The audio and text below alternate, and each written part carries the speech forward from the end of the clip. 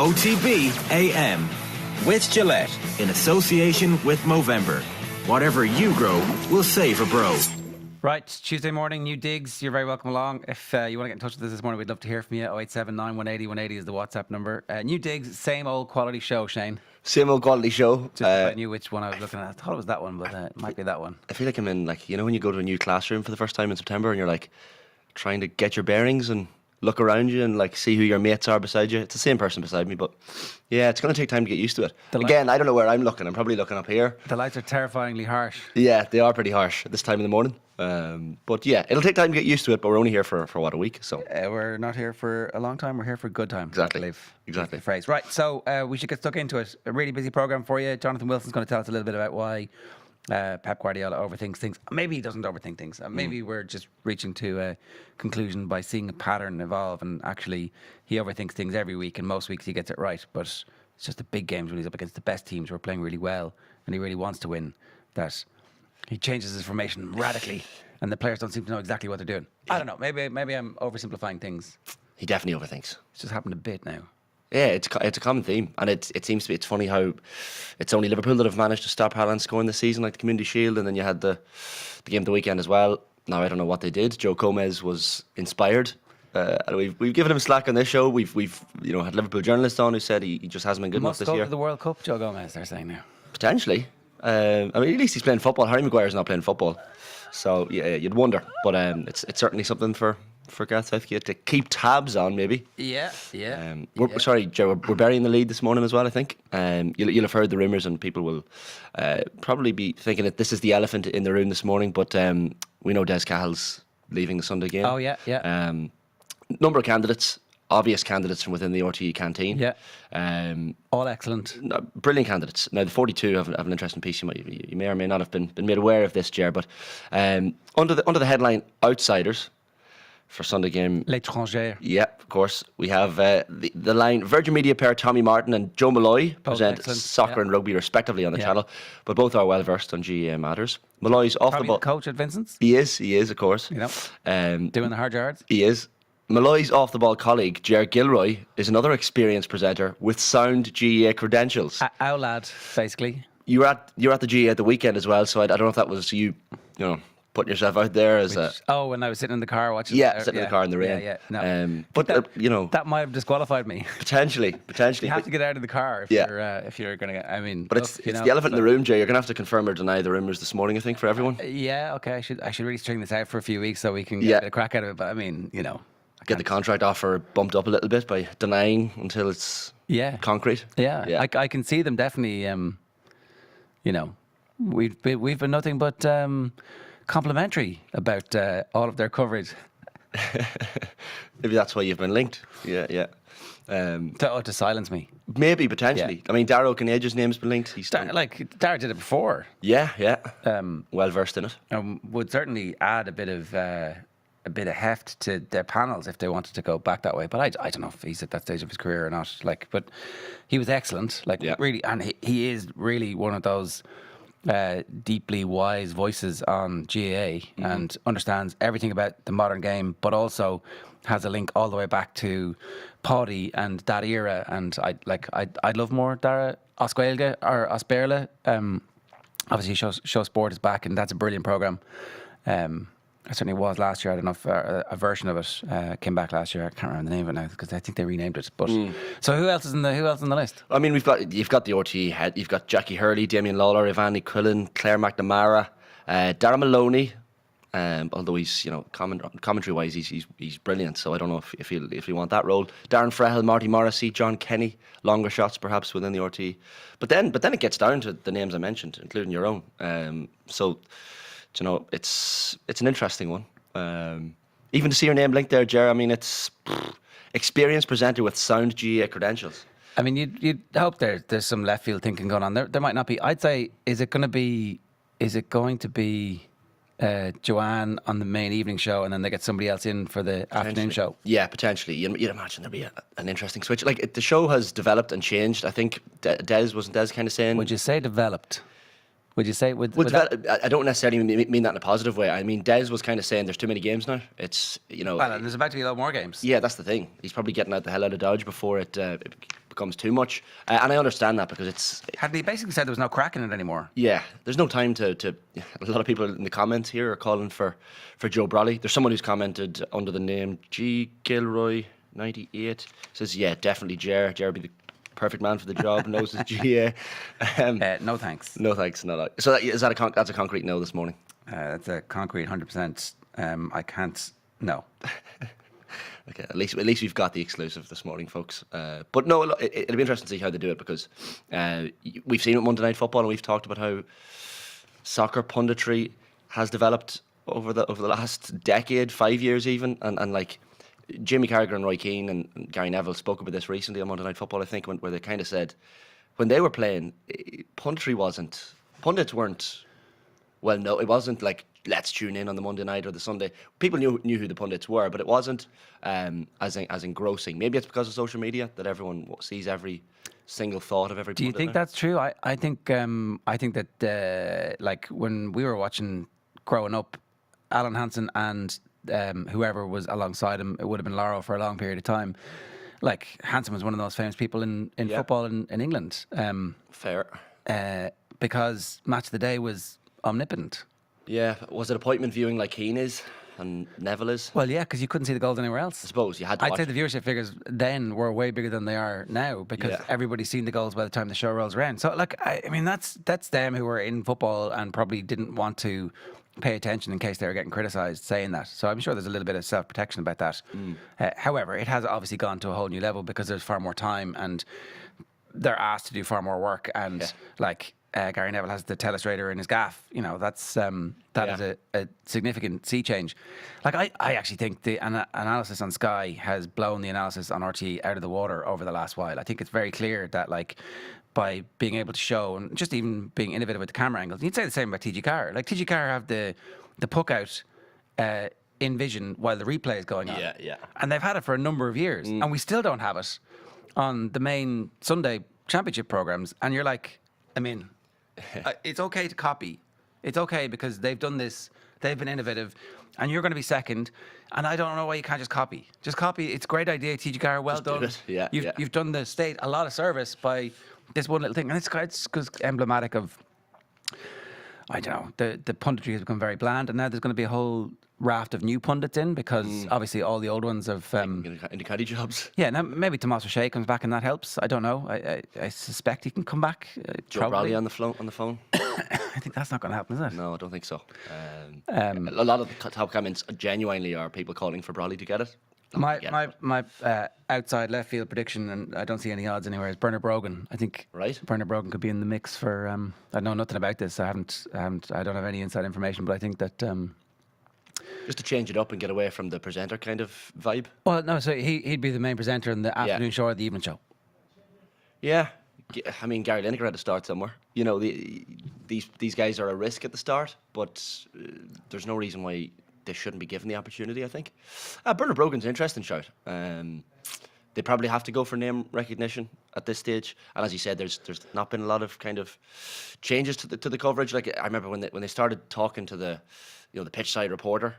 That this was the new thing for years, and they kind of held on to that as their new innovation, but the innovations since haven't been as common or forthcoming. No. So yeah, the coverage has to change. They have to catch up with Sky, and maybe someone like a Brogan is the way to do it. Well, I mean, the pundits are the presenter can only do so much, as you know. I mean, you can't polish a turd, Shane. You can try. Colin wants me to tell you that this is only temporary setup. It's only temporary. We're only here for a few days. As I said, not here for a long time. Here for a good time. Yeah, we'll get used to the harsh lights and yeah. I don't think anybody's ever going to get used to the harsh lights. No. So Des Cahill spoken to the Sun. I did an interview. Where has it gone? Sorry. He yesterday told us, I did an interview last summer saying the programme is kind of broken and it needs to be fixed and it needs it. Every year there are more and more games being put into it. Fair play to him for telling the truth. The programme is broken and it needs fixed. Yeah, I think a lot of us would feel that. social media impacts on it hugely. There's a huge challenge they face, so it doesn't have the same impact as it used to. But on a day of big controversy, people still come back to the Sunday game.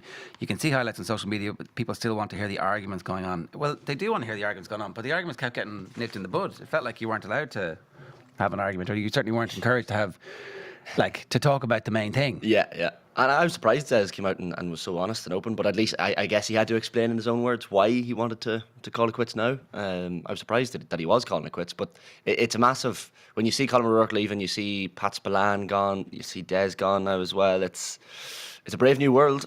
It's a brave new world. It's a chance for someone to step up. But look, it's definitely a big opportunity, and either Evan Quillen or Jackie Hurley would be brilliant if they get it. And but yeah, so that's the crack with that. Yeah, a lot of talent there. I'd spoken to you before the show about Eddie Jones's coaching WhatsApp groups. Yeah, this is a brilliant.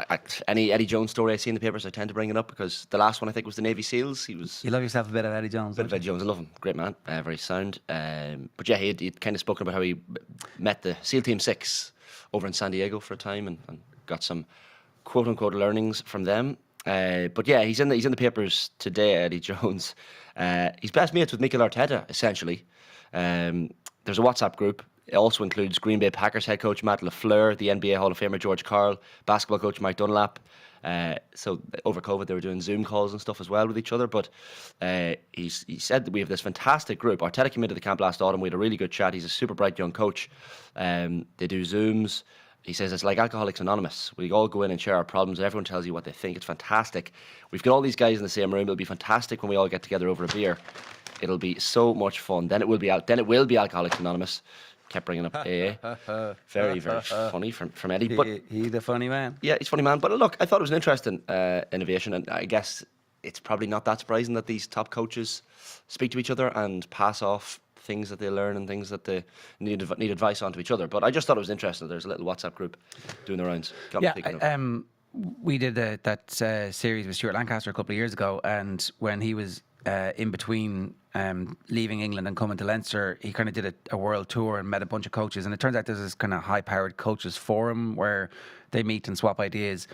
And I think Kathleen was making the point off air that, like, it's understandable when it's different sports. Because there's not a huge peer group that you can go to. You can't see.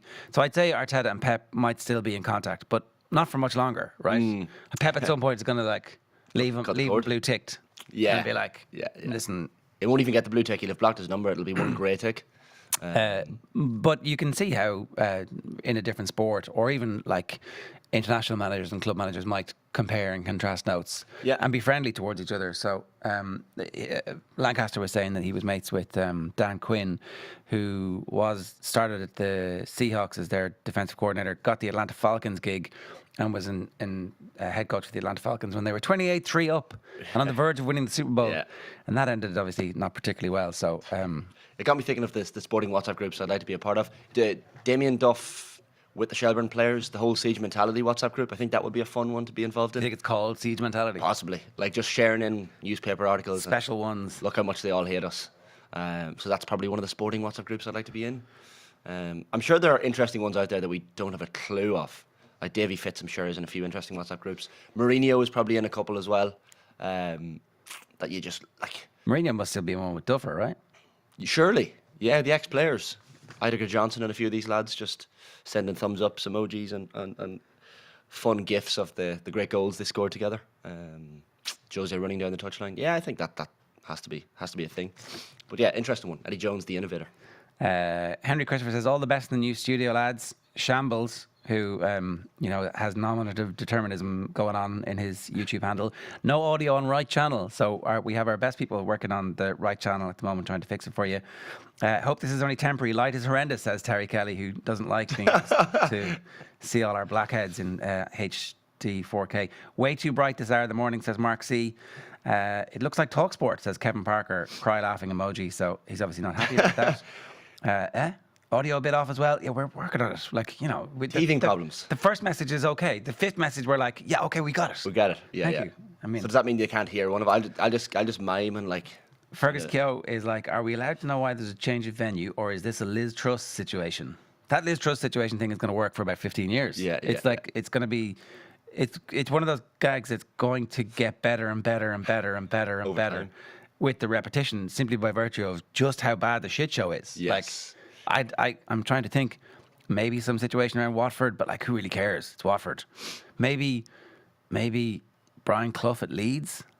Is that the level of like the amount of stories that are going to come out afterwards about how bad it got? It's up there with how bad it got. Yeah. It got bad. The press conference the other day, where she just walked off after 3 or 4 questions, where she literally gave the same answer to every question, was particularly bad. Like They're like, what? Because definitely made it a conscious She was effort. she was trying to calm it down, and it's like, no, Liz, you're not the best talker in the world. Maybe don't do a press conference. But then she's like, I can't go hiding.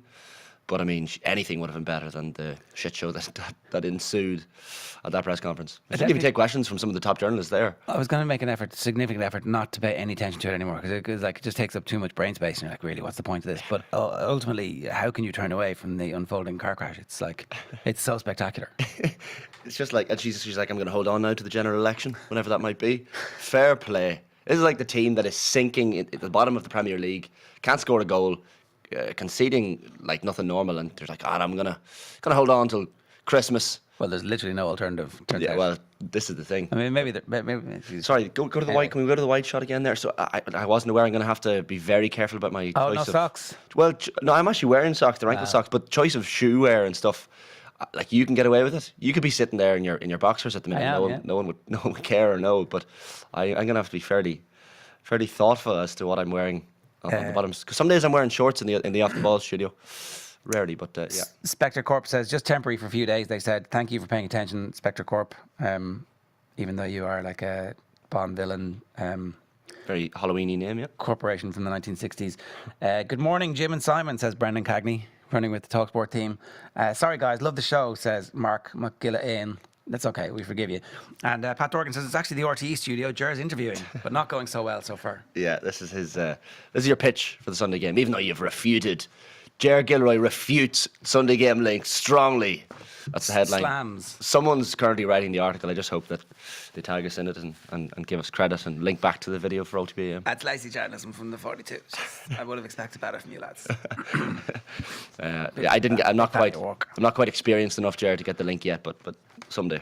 You're from the same general nether regions of the country as the person making the decision. Yeah, so, true. Maybe too regional accent for now for our team, perhaps. I need to start saying issues and words like that. Maybe. No, they're coming for you. They're coming for your type, aren't they? Yeah. Oh, yeah. They need to regionalise the whole thing. Cultured. Yeah, cultured. Yeah, I like it. The Telegraph have the best story of the day, which Aston Villa target Pochettino. I mean, what do you make of this as a Villa fan? Well, have you watched The Sopranos? I haven't finished The Sopranos. I'm not going to say no spoilers because I deserve any spoilers that come my way. Well, Junior Soprano has a line one time about like he really likes Angie Dickinson. Let's just say. I don't know if anybody who's out there knows what it's like. Somebody says, "I want something," and Junior goes, "Oh, I want Angie Dickinson." It's like Aston Villa. They want to target Pochettino. Yeah. They're like, there's some great lines in this, and it's like Matt Loss, Sam Wallace, and Jason Burt all bylined on it. So somebody somewhere wants it to be known that Villa are serious, have spent loads of money. The decision will be a collective decision. Steven Gerrard is not being protected by Christian Purslow, even though they have Liverpool links. That it's not Purslow's decision. The sporting director is a guy called Steve Lange, Johan Lange. Sorry, the two co-owners, Soares and Edens. Are going to be making the call. Mm-hmm. It's not going to be Christian Purslow because Villa are now almost in a worse situation than they were when they sacked the last manager. And like, just to be consistent, lads, why did we sack him again? We sacked him because of the league position. Where's our league position? Exactly the same. Yeah. So why are we keeping this guy? Because he's famous? I don't know him. Probably. I'm an American billionaire. I don't know this guy. What did he do for me? Christian Purslow's like, but he's Stevie G. Yeah. He's going to create some magic moments for us. And they're looking at Coutinho, can't kick snow off a rope. And they're looking at all the other signings they made, who are all injured. And they've got the 8th highest wage bill, and they're like 16th. And so the owners are like... And Tyrone Mings hacking the ball into his own box. That doesn't help. Poor Tyrone. I feel sympathy for Tyrone Mings. I think that under a good manager who gave him some confidence, perhaps he would make less mistakes. Yeah. Maybe he wouldn't. But anyway... Villa would almost certainly be prepared to wait for Pochettino if he unexpectedly showed any interest in the job. Unexpectedly. But did not want to make an immediate commitment. If he unexpectedly showed any interest in the job, Aston Villa target Pochettino, and I want Andrew Dickinson. Pochettino has nothing to do with this story. Like you're looking at Fulham on Thursday and Brentford on Sunday for Villa, and you're thinking, okay, they're 2 games that they can target, albeit Brentford playing very well at the minute. But if they don't win those 2 games, if they don't get 3 points somewhere from those 2 games, I mean, he's gone, isn't he? Like, I'm going to Villa Park in 2.5 weeks for Villa United. Just wanted to see the stadium, but at this stage, I'm like, who's going to be the manager at that point? I feel like the best bet at the minute is caretaker. Someone, Stevie G will be gone. And I don't know. I think they actually played okay against Chelsea. Yeah, they did. You know, created a lot of chances. Now, Chelsea also hit the crossbar and probably could have scored a few more as well. But like, it wouldn't be on the bounds of possibility. The other name mentioned there is Tuchel. It's like, here. I don't know. Maybe Tuchel decides that he wants to be totally in charge and doesn't want any. Well, I mean, of course they want Pochettino and Tuchel, but like, is that the level of candidate Villa are going for? And Villa, club with big history, big potential, looking at the squad. But I just don't know if they're the calibre of names that realistically will be getting the job. Should and if Stevie G lose the position in the next 2 or 3 weeks. Maybe I'm wrong. Maybe the lads want back into the Premier League and this is the best way for it. Let them at it. Shane hasn't finished The Sopranos. He has to go, says Dennis Ryan. He's not the first person to sit in that seat who hasn't watched The Sopranos. It's like I thought that during COVID they would all catch up, but it turns out they haven't. I tried my best to catch up because, see, your mates give you new... Like, I'm trying to watch Yellowstone at the minute. I'm trying to watch House of the Dragons. Like, there's just... Is House of the Dragons not shite? Do you know what? A couple of episodes have been decent. Have they? I never finished Game of Thrones. Well, I was 4 seasons in, and then everyone told me the ending was shite, and I was like, I'm not. Yeah. No, that's fair enough. So, left channel only, mono sound. Thanks, lads. We have our best people on it. What is this, lads? Looking great. All the best with it, says Shane. Don't get used to it, Shane. We're going back to... As in, the set's looking great or we're looking great? I'm going to go with the set is looking great. Yeah, we're going back to our bit a little bit later on. Are the lads on holiday? Here's what's coming up between now and 10 o'clock this morning. Tanisha Disanyaki is going to join us in just a moment to tell us she's just retired as a tennis player. Tennis player you probably haven't heard of. She's a peer of Emma Raducanu but has been forced to retire. Jonathan Wilson is going to join us at 8:10, bringing the sports page with John Duggan at 8:30. Tony Evans is going to talk to us about the investigation into the Champions League final. Report published yesterday and a Panorama documentary last night. Willie Maher is the new Laois hurling manager. He's going to join us at 9:10. We'll play out with Eddie Brennan making the case that TJ Reid is the GOAT. OTB AM is brought to you by Gillette in association with Movember. Effortless shave, magnificent mo. You can sign up or donate now at Movember.com. So our other studio is getting updated. That's why we have the new digs at the moment. You're not going to notice it getting updated. We're just going to be able to like broadcast more easily. It's not actually going to look any different unless we tidy it up. I mean, we could take this opportunity for this week to dust it, which would be the first time that's happened in 5 years. Yeah. Minor. There's a lot of like old human skin floating around in that studio.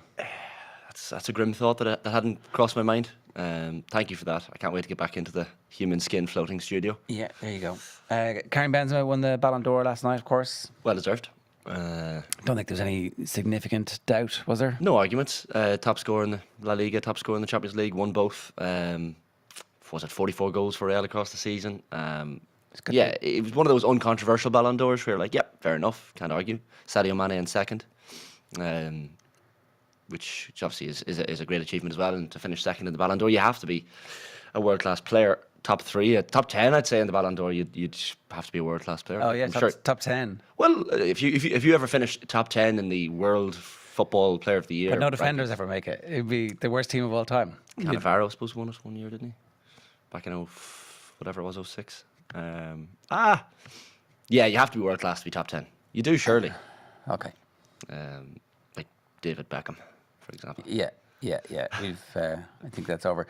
There's a couple of other bits and pieces that we'll come back to in the newspapers a little bit later on for you. But if you have anything you want to get off your chest, 0879 180 180 is the WhatsApp number. You can leave a comment in the YouTube stream, and you can also tweet us at OffTheBallAM. Now, we're switching our attention to that tennis story that we just told you about, and I'm delighted to say we're joined on the line by Tanisha Disanyaki. Tanisha, good morning to you. For anybody who is not aware, can you just run us through what happened to you in July last year? Oh, We're just having a few problems with the line. Just a new studio giving us teething problems. I think it's it might be a Skype issue. Skype issue, yeah. Usually we'll go back to Tanisha in just a moment. It's 7:56 this morning. If you've just joined us, then don't worry. Don't adjust your sets. This is a new set for us, and we'll be back to the old one next week. But yeah. It's always like, what are you going to do with your hands kind of vibe. It's like you're nearly holding a cup of coffee, not to wake yourself up. It's almost to give yourself something to hold. Someone's commented, House of Dragon is a bit meh, but Yellowstone would surely appeal to the locals of Monaghan, Leitrim and Cavan. Lumping Monaghan in with Leitrim and Cavan there as two culture capitals of the country. That's fair enough, but a little bit offended. Is there any tourism in Monaghan? Yeah. Yeah. Do you ever get any visitors? Fishing. There's the odd people come up to Monaghan for fishing and odd people. Odd people, yeah, come up to Monaghan. Food. Monaghan's a great food place. Oh yeah. Fishing and golf. There's a couple of like Conqueror Wood and Rossmore Park. Good golf courses in Monaghan. I'm really trying to sell it here. Like it's not just green diesel and drumlins and that sort of thing. That we've got other things that people can come up for. I'm not getting paid by Tourism Monaghan to say any of this. Not yet. We're working on it. Yeah. Do we want to talk about Georgie Kelly and the Rotherham manager? Great quotes. Now, hard to argue in some ways, but it's caused a little bit of controversy. Georgie Kelly, of course, doing great things with Rotherham at the minute. He's appeared in 9 of the 13 championship games this season, so he's definitely a championship level footballer. Georgie Kelly's proved that. Winner against Huddersfield Town at the weekend. So the Rotherham manager Matt Taylor came out and started calling Georgie Kelly a cult hero. And if anyone saw his post-match interview, Georgie himself, just a breath of fresh air. One of those interviewees that you're like, yeah, he just says it as it is. But Rotherham manager Matt Taylor said he's come from Ireland, which, with no disrespect to Irish football, is the equivalent of non-league level in the English pyramid. So he started off saying with no disrespect and then completely disrespected them. I think a lot of League of Ireland fans probably had in their head, I'd probably have League of Ireland as League 2 level maybe in my head. It's hard, obviously, to compare. Yeah, I mean, what are we talking about here? Like, because Gavin Bazunu went over and stepped up really quickly. Yeah. So, he's come through a system at Shamrock Rovers where they have full-time professional coaching. That's not available to every other League of Ireland club. And so I remember when Roddy went over, and that's obviously 2 decades ago, but there was a bit of money floating around the League of Ireland at the very top level. At that point, he was making a similar case. So if you're a League of Ireland fan, we'd love to hear from you this morning. We'll come back to that a little bit later on. Now, I think we have re-established our connection to Tanisha Disniake. Tanisha, good morning to you. How are you? Hopefully you can hear us this time. Good morning. I hope you can hear me. All good. So you've announced your retirement from tennis this week. Can you just tell us what happened? So I tested positive last July and I still haven't recovered from it. I've developed long COVID. I'm very much housebound, mostly bedbound. So I think it came to a point when I just had to accept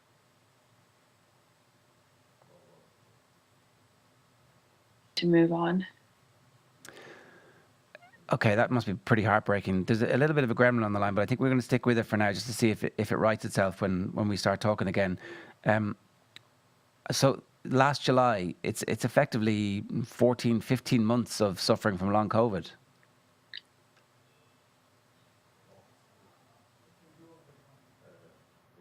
Yeah. Unfortunately, that's probably not going to be possible to make that line work. But yeah, it's an absolutely horrific story. A peer of Emma Raducanu, who actually beat her underage, Tanisha beat Raducanu underage and has now given up her dream of getting back to being a professional tennis player as a result of long COVID. Anyway, one of the other stories. So we were talking about Georgie Kelly and Rotherham. Big debate happening online about it. I think Dan, as usual, was being fairly reasoned about it. Can see that there is some merit in some parts of this, but definitely saying that things are ticking up. Yeah, and like the more you see Irish teams like Dundalk and Shamrock Rovers performing in Europe, you're kind of like, well, it's not non-league football. Like, it's not. Like, a non-league team couldn't compete the way Dundalk and Shamrock Rovers have in Europe. Now, you might say they haven't got out of a group, but they certainly haven't disgraced themselves at a European level. Yes, I can see where the other manager's coming from, but he probably hasn't watched enough of the League of Ireland to know that it's come on leaps and bounds. And I think the interest levels even in the League of Ireland have skyrocketed. And to see managers like Damien Duff, it increases the interest of people who are you know, the Manchester United fans and the Liverpool fans and the people who are Irish but never watched League of Ireland, they're all of a sudden going, right, this is decent quality. Shamrock Rovers are in Europe. Damien Duff's a manager. You see Richard Dunn getting linked with the position as well. Derry City have got their house in order and they're not going to go anywhere anytime soon. 100%. So when you see title battles like that, look, this argument comes up every so often. You would definitely say that the facilities aren't where they need to be. And like, again, there have been several calls for the government to get involved in this. We see a new GA stadium going into Louth, and you're like, I mean, I did think that the days of there being government money just for single-use stadia was over, but obviously it isn't over, and it doesn't seem to make that much sense to me. Yeah, and a lot of teams across the country in any code are going to look at the Louth story and they're going to be like, hold on a minute, like, because the Louth stadium was going to pot. I mean, they were thinking, right, we're millions off here in terms of the financial where we need to. I think they said at some stage it was 18 million they needed, and these foreign investors, who of course can get residential rights, raised between 12 and 14 million potentially for the stadium. So it's brought them right up close to where they need to be. And I think Westport had a team as well that benefited from this new system. But it's an interesting one. A lot of sports teams are going to be using it now, because I guess it comes under the arts and culture and sport tagline that can benefit from this type of thing. So, and Peter Fitzpatrick has obviously been fairly instrumental in hammering home the Louth link as well there and getting that money on board. But the League of Ireland clubs could definitely do with it. You look at some of the pictures like Finn Harpson, you know, on a bad day, and you're like, you know, especially when those games are televised and it heightens it, you're kind of like, this is still per. That, you know, you see Sunday league pitches that are better quality sometimes. I realise that the Save Tolka initiative means that Shelburne won't be part of the ground share at Daly, but I do wonder if like some of the teams in the south of Dublin will come together and decide that they're going to put together a shared pitch, maybe even for 3 teams to share ground. Yeah. And if that isn't the way forward to get enough money to get a 8,000 seater or 6,000, 4,000 seats and 10,000 standing, whatever. Yeah. But certainly, you'd have to say the quality of the play has improved beyond non-league at the moment. Right, look, we're going to try one more time to get back to Tanisha. Good morning to you, Tanisha. How are you? Good morning again. I'm good, sorry about that. You were just telling us you got long COVID last year. What kind of impact has it had on your day-to-day life? Wow. So now I can't leave the house. Right. We'll unfortunately have to leave that there. That's very disappointing, but it's a terrible story. We wish Tanisha all the very best. We'll come back to it, no doubt. From that. Right. Excuse me. OTB AM brought to you live each morning by Gillette Labs for an effortless finish today. I should say it's also very hot in here. It's funny, the temperatures the last week or two in the Off the Ball studios, we've been saying, had gone through the roof, Saharan levels, but it's hot in here as well.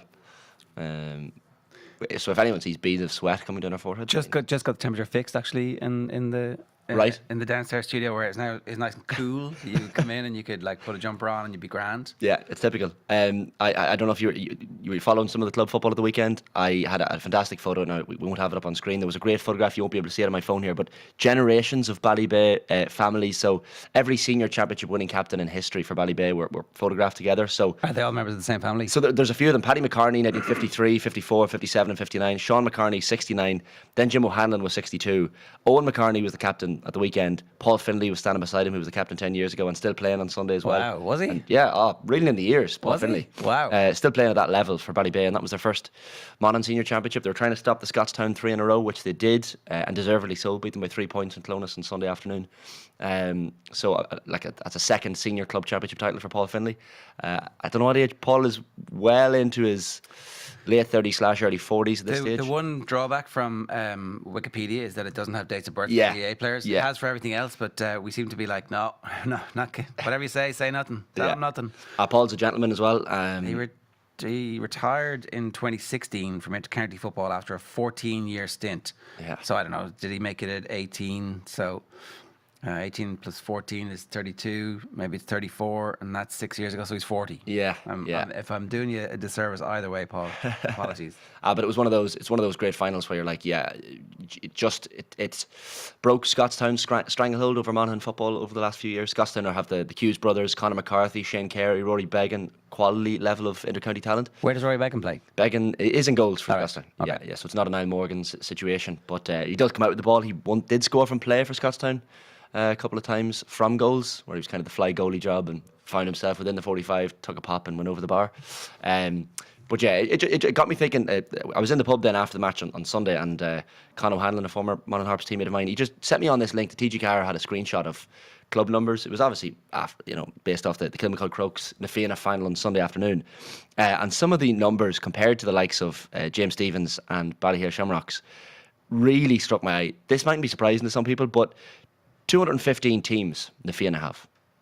215 teams. Well, like, are they including? They don't have 215 adult teams. No, but even if you look at playing members, like that's 215 teams, whereas Ballyhale Shamrocks have 177 playing members. It highlighted for me the. Are they including all the underage teams where like the under 11s have three? The B's and teams C's and D's, yeah. Do you know, potentially. Or it's true, the big clubs have more members. Yeah. I accept this, but like. The argument, I suppose, is that how much they're quote unquote punching above their weight, the likes of Ballyhale and Ballygunner and all these clubs who don't have the resources. And who only have one team to worry about, one team to resource, one team to fundraise for, one team to find mentors and managers for, one team to organise games and pitches for. It's pretty easy. They've got it easy, those clubs. Yeah. Where the only thing to do in that town is to play for that hurling team. There is that argument. And they have the focus completely and wholly on it. But I think there's an argument as well. Community teams, I don't know what it's like in Kildare, but it was Naas and Clane, of course, in the county final. But in Monaghan, I found it interesting to note that the two teams relegated from the senior championship in Monaghan this year were Carrickmacross and Castleblaney, two of the biggest towns. My own club, Monaghan Harps, which is the Monaghan town team, saved themselves from getting relegated from intermediate to junior. Too many distractions in the town, is that? Well, I don't know what it is, and maybe people can let us know in the comments what it's like in other counties. But it worried me in Monaghan that the big towns were the teams certainly struggling. That's the three biggest towns in Monaghan. Monaghan Harps, Carrickmacross, Castleblaney, and they are the teams that are struggling because all the small clubs have. As you say, all the resources pumped in, no distractions potentially, more of a community feel. I was being mildly facetious about that, but I do think that like this, the numbers of members in these clubs, like it's not just an automatic. Everything's going to be great. Yeah, the club needs incredible levels of administration. True. To manage to make so that you can have a pitch for each of those teams. If there are that many teams. Someone has to organise that, and someone has to make sure that there are lights on and that every team gets access. Yeah. And like, is that including? It probably is a male and female club at this stage. To be honest, I think almost all the clubs are really. So that is men and women as well. Yeah. Do you know, like, it's not a one way street. No. I think the conversation we were having yesterday was about the bigger club being able to attract the best players from outside Dublin, and like. That's never going to stop. No. So what do you do? You know? Yeah, and I don't know how these rural clubs compete and start to push on like Kilmacud Crokes, but I think within counties they are doing more than just competing. And the size of some of the parishes, like Scottstown's parish, is huge. So like sometimes you look at the parish sizes in counties, you're like, is that fair? But look, this is the way lines were drawn up over the years. But it's just something that I really took note of in Monaghan. A lot of people are talking about it in Monaghan as well. It's like, why can't the big teams hold on? And I actually genuinely believe it's down to a community feel. Like if you say you don't show up for training for one of the smaller clubs in Monaghan, everyone's talking about it. They're knocking on your door. Where were you last night? In the town, it's almost like miserable. It's grim. Yeah, and that's Gaelic football. But is there? Are we sure it's not just cyclical that? There's a good selection of young players that have come through at the same time in some of those clubs. Yeah, potentially. But then you see other clubs like Cicurduff was one of the clubs promoted from intermediate to senior in Monaghan this year. That's Banty McEnany's club. He's over it, and right. the money that's been pumped into that team is remarkable. Do you know, for a club team, understandably, Banty's in charge. He has a few quid lying around, but that's what you're competing with. You know, that rural clubs that maybe get a cash injection that all of a sudden are punching above their weight. JP Wright says, if you're going to sack a manager, do it now. Perfect timing with the World Cup break and time for a new gaffer to select January signings. Yeah, certainly if the new manager is going to have the opportunity to select signings, that would be important. The famous Monaghan cuisine, says Dennis Ryan. He's not having any of that, Shane. Oh, lads, the restaurant scene in Monaghan Town. There's a Taste of Monaghan festival every year. So should have mentioned the country festival, the country music festival that happens every July. And there's a blues festival, Harvest Time Blues, every September. Okay, yeah. So there's a few distractions there for you in Monaghan. Sounds great. We're all going next year, apparently. Yeah. We should do a roadshow from the country fest. Or the Blues Fest, whichever floats your boat. I think you're a Garth Brooks fan, Ger, so you'd be more in line with the country festival, no doubt. With the Budweiser belt buckle and the brown shoes and the bootcut jeans and the checkered shirt. I'm sure cowboy boots. Cowboy boots, sorry. You may as well go full hog. Yeah, absolutely. Definitely right. Bar the top two in League of Ireland. It's definitely non-league stuff, says Mossy Lines. I don't think... maybe it is, and you know what? Maybe the league needs to accept some brickbats coming its way and say, well, what are we doing collectively to raise the standards? Yeah. And let's talk about the facilities issue and let's talk about that. You would say that the underage structure seems to be working very slowly, and there was a lot of reticence about that, but certainly the results of the underage teams and the amount of players coming through at the moment versus the amount of players coming through over the last decades, things are trending in the right direction. Dara Riley says, when did Rovers do well in Euro? 2011 maybe, but didn't get a point in the group. Danny Mack says the League of Ireland has been improving since the 80s, 90s, noughties. Will it ever be improved? All bull. Yeah, I think it will improve and is going to improve as more people become interested and more money comes into the league and there's bigger names involved in managerial battles as well. I don't agree entirely with that statement, and I certainly don't agree that League of Ireland is at non-league level. I think those comments were a little bit not immature, but uneducated maybe from the other manager, because he's not watching League of Ireland. It's not his fault that he said that. He's probably thinking. Somebody was obviously watching to scout. Well, fair, yeah. But and maybe Georgie Kelly was standing out the same way Ogbenya stood out. It's a strange one. The only other story I saw, Ger, that really took my eye was Jurgen Klopp getting a lot of hate for his behaviour on Sunday, and kind of some grassroots groups coming out in England saying they notice a massive correlation between touchline behaviour in the Premier League and touchline behaviour at grassroots level. So Jurgen Klopp running after the linesman, getting sent off, deservedly, I guess, for it. But the impact that could have at grassroots level, where you're seeing young players even kind of reacting to the referee in ways that they perhaps shouldn't. So that's something as well that we can no doubt chat to Jonathan Wilson about, but it's a worrying one. All right. Reminder, Braeburn Coffee is the official coffee partner of OTB. Every week we're giving a lucky viewer a €100 voucher to spend on some Braeburn coffee goodness at an Apple Green store near you. To enter, check out @OffTheBall on Twitter, like and retweet our Braeburn competition post, and you'll be in the draw. Braeburn Coffee never compromises on quality or taste to give you the best on-the-go coffee experience on the road. It's available at Apple Green today. The Chrysler Community Support Fund has been established by the Irish Red Cross in collaboration with An Post and Apple Green to provide rapid and long-term assistance to the Chrysler community. All donations to this fund will be dedicated to the support of those who've been bereaved, injured, made homeless or left without an income as a result of the tragedy. In the days and weeks ahead, the Irish Red Cross will work with the community of Chrysler to ensure that all contributions will be used effectively and as needed to assist those affected by the incident. Please donate to the Chrysler Community Support Fund. Up next, we're live with Jonathan Wilson, reflecting on Pep Guardiola's tactics in the bigger games that Manchester City have struggled with. First, here's Pat Nevin on last night's show, talking about Mo Salah's performance against City. We're back after the break. Well, I mean, the goal was exceptional. And you'd appreciate a moment like that. So presumably he senses Cancelo is going to have a bite and have a nibble, and in one beautiful movement there is the first touch and there is the rolling of Cancelo. That just can't be easy. And as soon as he did it, the whole stadium, he's in. It's like this thrilling moment again. I just, if the thing when someone's come from behind, right, if you position yourself right, you actually know I'm either going to get by you or I'm going to get fouled. That's the only two options here. Because if you position yourself right and you are between the ball and him and he's coming in at pace and you can feel it coming, you're going to do it. But you need to be able to execute it well. You need to put your body in the right position. The low centre of gravity he's got really, really helps. But the fact that he's so strong, one of the many things about about him is that you think, oh, you'll just push him off the ball. And you think, well, no, these huge guys sometimes just can't do it because he's got this brilliantly based centre of gravity. And when he does that, and of course, I'm sure everyone did see the phenomenal save from his previous one where he did everything perfect as well. And there was that beautiful, that just touch around the corner by Edison. So, he looks back to his best, and it was, because I'd watched him against Rangers. I don't know if many people did watch it. I mean, that was incredible when he came on. He was playing against a Rangers team that had a bunch of, two kids at the back almost. In the centre-back positions, they've lost all their best centre-backs. But even so, he came on and do what he did was absolutely fantastic. So it's great to see him back, because when he has dips now and again, doesn't he? And you sometimes think, oh, is that it?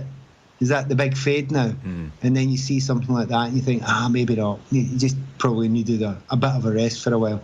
And I hope that's him back, because playing like that is one of the best in the business. OTB GAA. Just a reflection with a few of the players' fathers.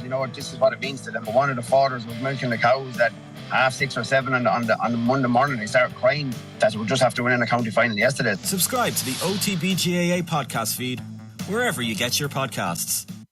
OTB AM with Gillette in association with Movember. Whatever you grow, we'll save a bro.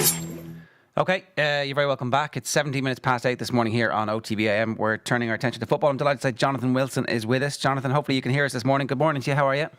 I'm very well, thanks. How are you? We're wondering about Pep and his decision-making in big games. First off, I don't know, is there even a case to be made here? Are we reading too much into the results and the outcome of some of the bigger games, when obviously he's playing against the best team, so, naturally some of those games he's going to lose anyway. But is there any consistency to the inconsistency of his team selection in these bigger games? Yes, I think there is. I mean, I think the caveats that you addressed the question are entirely reasonable and correct. And when it began, for instance, the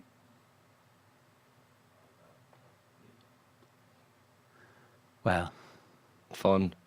Second leg, 1-0, but it's not enough, and they're sort of hammering at the door, and they can't get through. The same against Chelsea in 2012, and the thing that keeps on doing them, and those two games, you say, well, maybe they're just a bit unlucky, but Bayern against Barcelona, I guess you say, well, that Barcelona team was just better. City against Liverpool in the Champions League. His record at Anfield generally, 1 win in 8 games there, 5 defeats. The fact his record against Klopp is so much worse than against any other manager. You look at those games when he first arrived in England against Leicester, and the thing that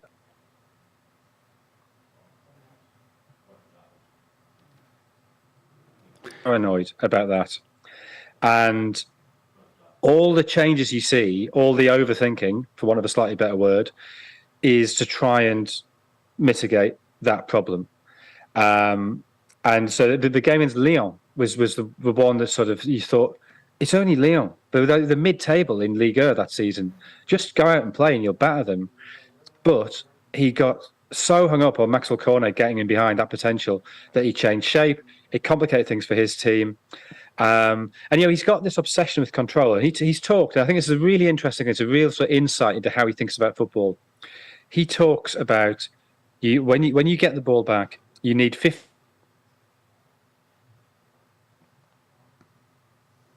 lose possession, you're ready to deal with the counter. And the problem he's got this season, which I think is going to be fascinating, particularly in the last stage of the Champions League, is when you bring in Haaland needs the ball early. And you saw that in the Community Shield. If you don't give him the ball early, he's not involved in the game. So if you're playing the ball forward quicker, and if you're playing the ball forward,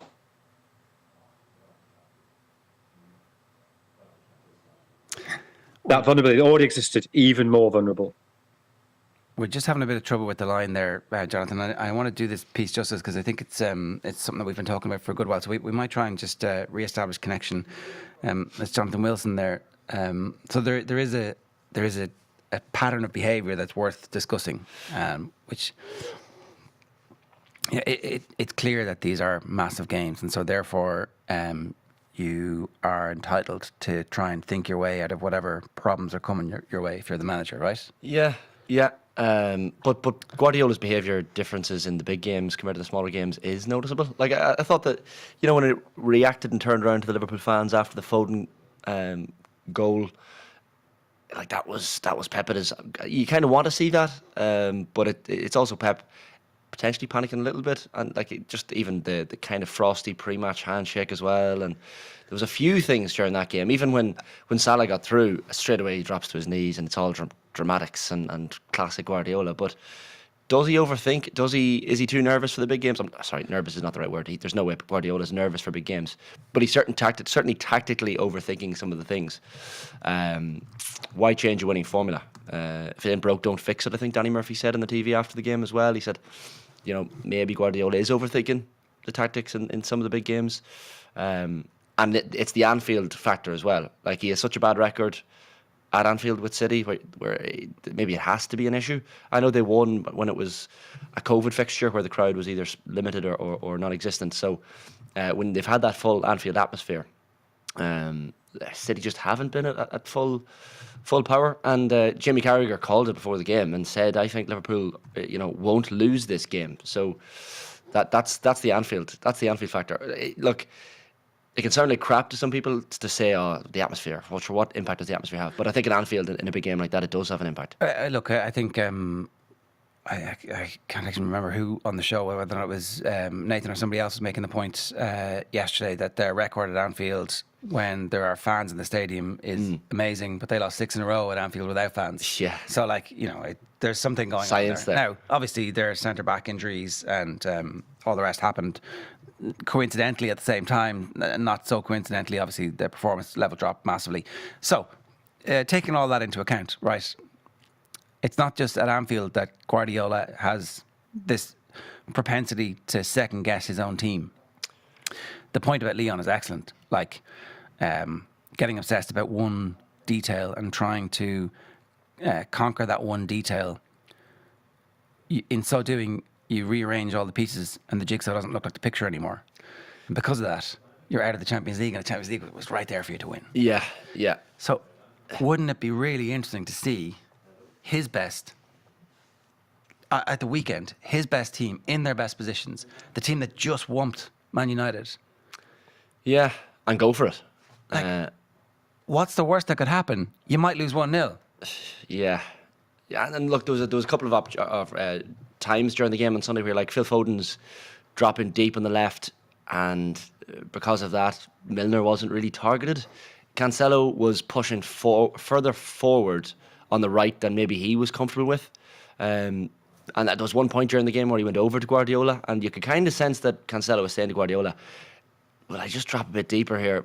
Will I defend a bit more?" And Guardiola essentially was gesticulating as in, "No, keep pushing forward." But proudly to the hilt, holding on to the tactics that he had gone with pre-game. Maybe to a fault, because look, they didn't win the match. But look, and then football is reactionary as well. So last week we were all talking about how City are going to storm the league, and Arsenal's challenge will falter at some point. We probably haven't changed that massively because of one game at the weekend. But all of a sudden we're thinking, all right, you can actually challenge City. There are ways to get at them. Do you think that there are ways to get at them, or do you think that sometimes they get in their own way? That's my, But Klopp has to get some of the credit for that, and Liverpool have to get some of the credit for that because they got in their way. Okay, and then they did have a very strong defensive block, and sure, absolutely. But at the same time, when they did that, there wasn't enough of the counter philosophy from Manchester City, and that's, I think, the point here is that Pep is clearly a genius. Clearly knows more about football than any of us are ever going to forget. Yeah, remember, whatever that stupid saying is, has forgotten more about football than we. Yeah. So, but have some confidence in your own team. Remind them that they're the best. Yeah, and even City's setup did not allow them to utilise Haaland in the way in which they probably wanted. He just wasn't getting a touch of the ball in the first half. You're thinking this man needs to touch the football, and the way in which City set up, and Guardiola probably had time during the game to actually do something about it, change things. This isn't working. Is he too proud in the big games to kind of move things around and go back to de facto position? Potentially. Like, they couldn't deal with the counter-attack. And that's something that City usually can kind of deal with. But and look, they still dominated possession for large swathes of the game as well. But sometimes I just feel like Pep Guardiola, with these big games, 100% overthinks everything. Like what? Like that's what made him great in the first place. Yeah. Christopher Henry, Ger, are you okay? Coughing a lot the last few weeks. It's just in the mornings. It disappears. It's almost as if I'm, not a morning person. Yeah. I kept thinking my right ear was blocked. No, it's not. We're just having a little bit of issue with the mono stereo thing, which we're working on. Niall Barrington says the look of dread on the lads' faces. They realise the problem is the connection on their end. How to fill the rest of the show. Thank God, Shane could talk the back legs off a donkey, says Il Postino 88.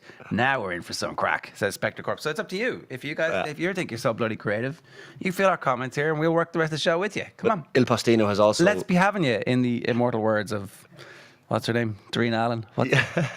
Yeah, that was her. Delia Smith. Right. Going to bring you through the newspaper headlines. City hit back over Anfield, flashpoints. Hillsborough bereaved offers to meet Guardiola. The hostility between Manchester City and Liverpool deepened yesterday after the Premier League champions said their team coach had been damaged by a missile and claimed Jurgen Klopp's pre-match comments about City's wealth had added to ill feeling between the opposing fans at Anfield on Sunday. Missile, like a bottle of water? Just the pre-match comments had added to ill feeling. Jurgen Klopp told the truth. He said Manchester City have limitless money. There is no ceiling for this club. There are 3 clubs that have no ceiling. Fair. And it's 100% correct.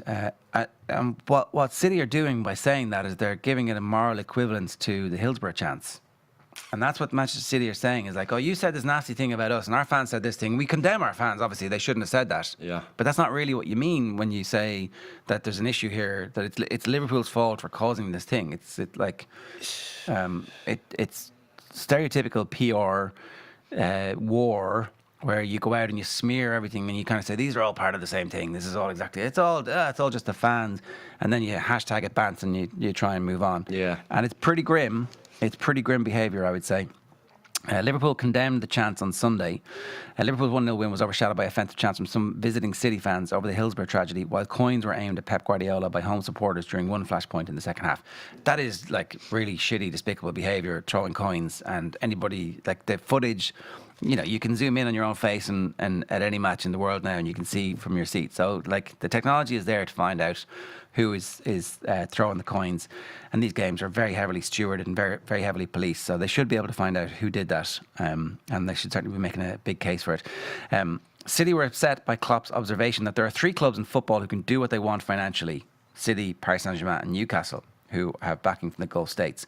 City believe, this is Paul Hurst's story in the London Times, that Klopp's comments contributed to the toxic atmosphere and question why 3 clubs with Gulf backing were identified as being so different from other elite sides. What are we doing that's so different as we float on our bed of oil money? Yeah. Liverpool are understood to be furious at any suggestion that Klopp's comments could be seen as inciting a group of City fans at Anfield to respond with offensive chants about Hillsborough, or indeed were anything other than a statement of fact about the resources of 3 clubs. So don't point out that City have all the money, because City don't like that, is what City are saying. And if you do, we're gonna give our fans essentially a free pass. We're going to say, well, you brought this upon yourself to sing the most vile stuff. That's where that's going. So that stinks, that sort of comment. To kind of almost draw in that those pre-match comments had anything to do with a small cohort, albeit of City fans chanting about Hillsborough. There's no link between the two whatsoever. That cohort of fans were going to sing about Hillsborough on Sunday regardless. And look, I was at the United-Liverpool game in Old Trafford last year, the 5-0, when Salah scored the hat-trick, and heard the same chants myself. And you could see the Liverpool fans doing the whole airplane symbols back to signify the Munich disaster. And that sort of thing is just toxic. And that's going to happen from that small cohort of fans regardless. And it doesn't need a little bit of a comment from one of the managers in advance of the game to stoke it. That is just despicable people being despicable during a football match. Michael Carrick is on the brink of becoming the new head coach at Middlesbrough. He's only 41. If you had asked me what age Michael Carrick was, I would not have said 41. Yeah. He's been around a very long time. And fair play to him. He's still therefore a young coach. Yeah. When he gets this job, he's going to be a young coach. I saw last week he had the reports linking him to Middlesbrough had cooled. I think he had gone off the idea, but then in the last day or two, apparently he's had discussions with potential members of his backroom team that he wants to get involved and feels a little bit more open about it. He was in the stands for one of United's away games recently. I can't remember which game it was, but supporting them with his hood up, and he's done that before. Last season he did it a couple of times as well. And you can't forget as well, I know it's only a few games, but when he was caretaker manager of United after Ollie, he was... How did he do? He was pretty good. It was amazing. He was pretty good. United fans love it. You all love Michael Carrick, and so you should as a Man United fan. That's so when he's the Man United manager in 18 months' time, will you be happy? No, but I think from a Middlesbrough, if you're a Middlesbrough fan this morning, you should be very happy because Carrick's a wonderful appointment. Chris Wilder beforehand was on paper a great appointment as well. How is he different from Steven Gerrard? It's a good question. I think some of these managers have to get a job that tempers expectations. Getting the Middlesbrough job is a good one for Carrick because there's a certain level that he's expected to get to. Also, I genuinely think failing in a situation like he's coming from is very good early in your career because it humbles you and it makes you think, right, this is not going to be straightforward. This is not going to be easy. I need to work really hard and I need to learn from my mistakes. Whereas Steven Gerrard was like, I made Rangers great. That's the problem. At a time when Celtic were pretty weak. The expectation was too big on Gerrard, perhaps. And, will he be the future Liverpool manager? Not anytime soon, Steven Gerrard, because of what's happened. But, you need to temper expectations by taking a job like the Middlesbrough job. Yeah, so the Telegraph is saying, we did this a little bit earlier, but if you just joined us, Aston Villa target Pochettino. The line in the middle of it, which is most important here. Villa would almost certainly be prepared to wait for Pochettino if he unexpectedly showed any interest in the job, but did not want to make an immediate commitment. We love you so much. You don't even have to tell us now. You can tell us at any point in the future, and we'll still be here waiting. Poch, we love you. You're so amazing. Oh, I like the cut of your jib. Oh, you let the beard grow, did you? Oh, Poch. That's kind of what Villa are doing at the moment. It's not demeaning at all. No, it's not like it's like. So that's what the personification of Aston Villa sounds like. I mean, that's how the modern dating game seems to be. Yeah, 100%. They're swiping right, and like Villa have Tinder Gold. They've Tinder Premium, and they're like. Is there a Tinder Premium? Apparently so. Yeah, I don't have it myself. I'm only on the basic level of Tinder. But and what's the extra bits that you get? You get to see who's liked you in advance.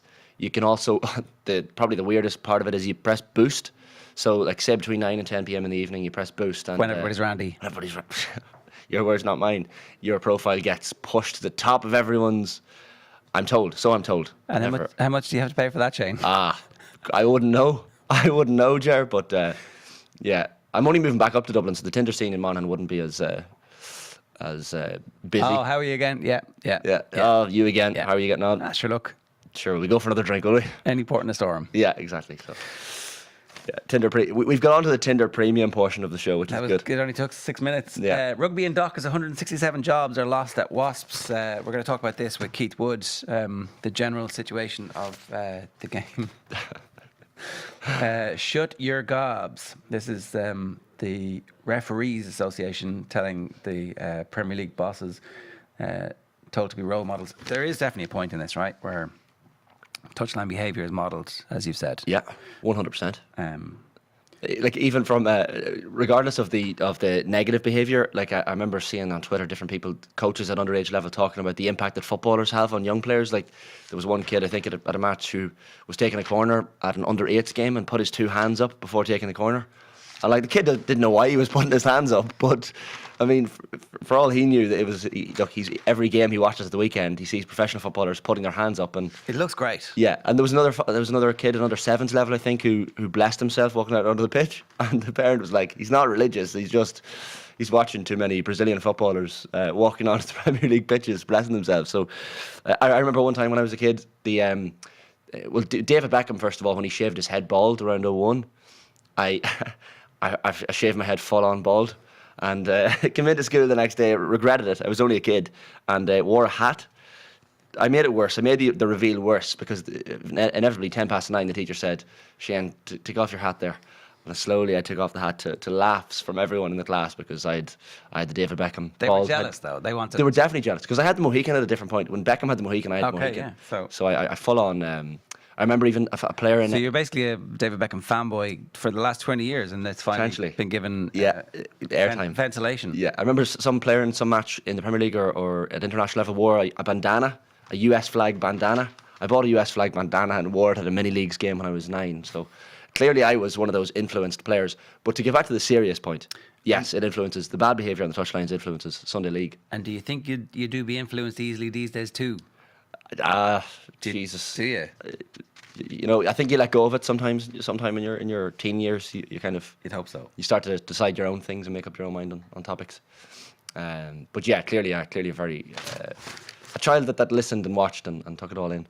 So that's the back of the Star. The Irish Times today is well, there's a couple of different stories here.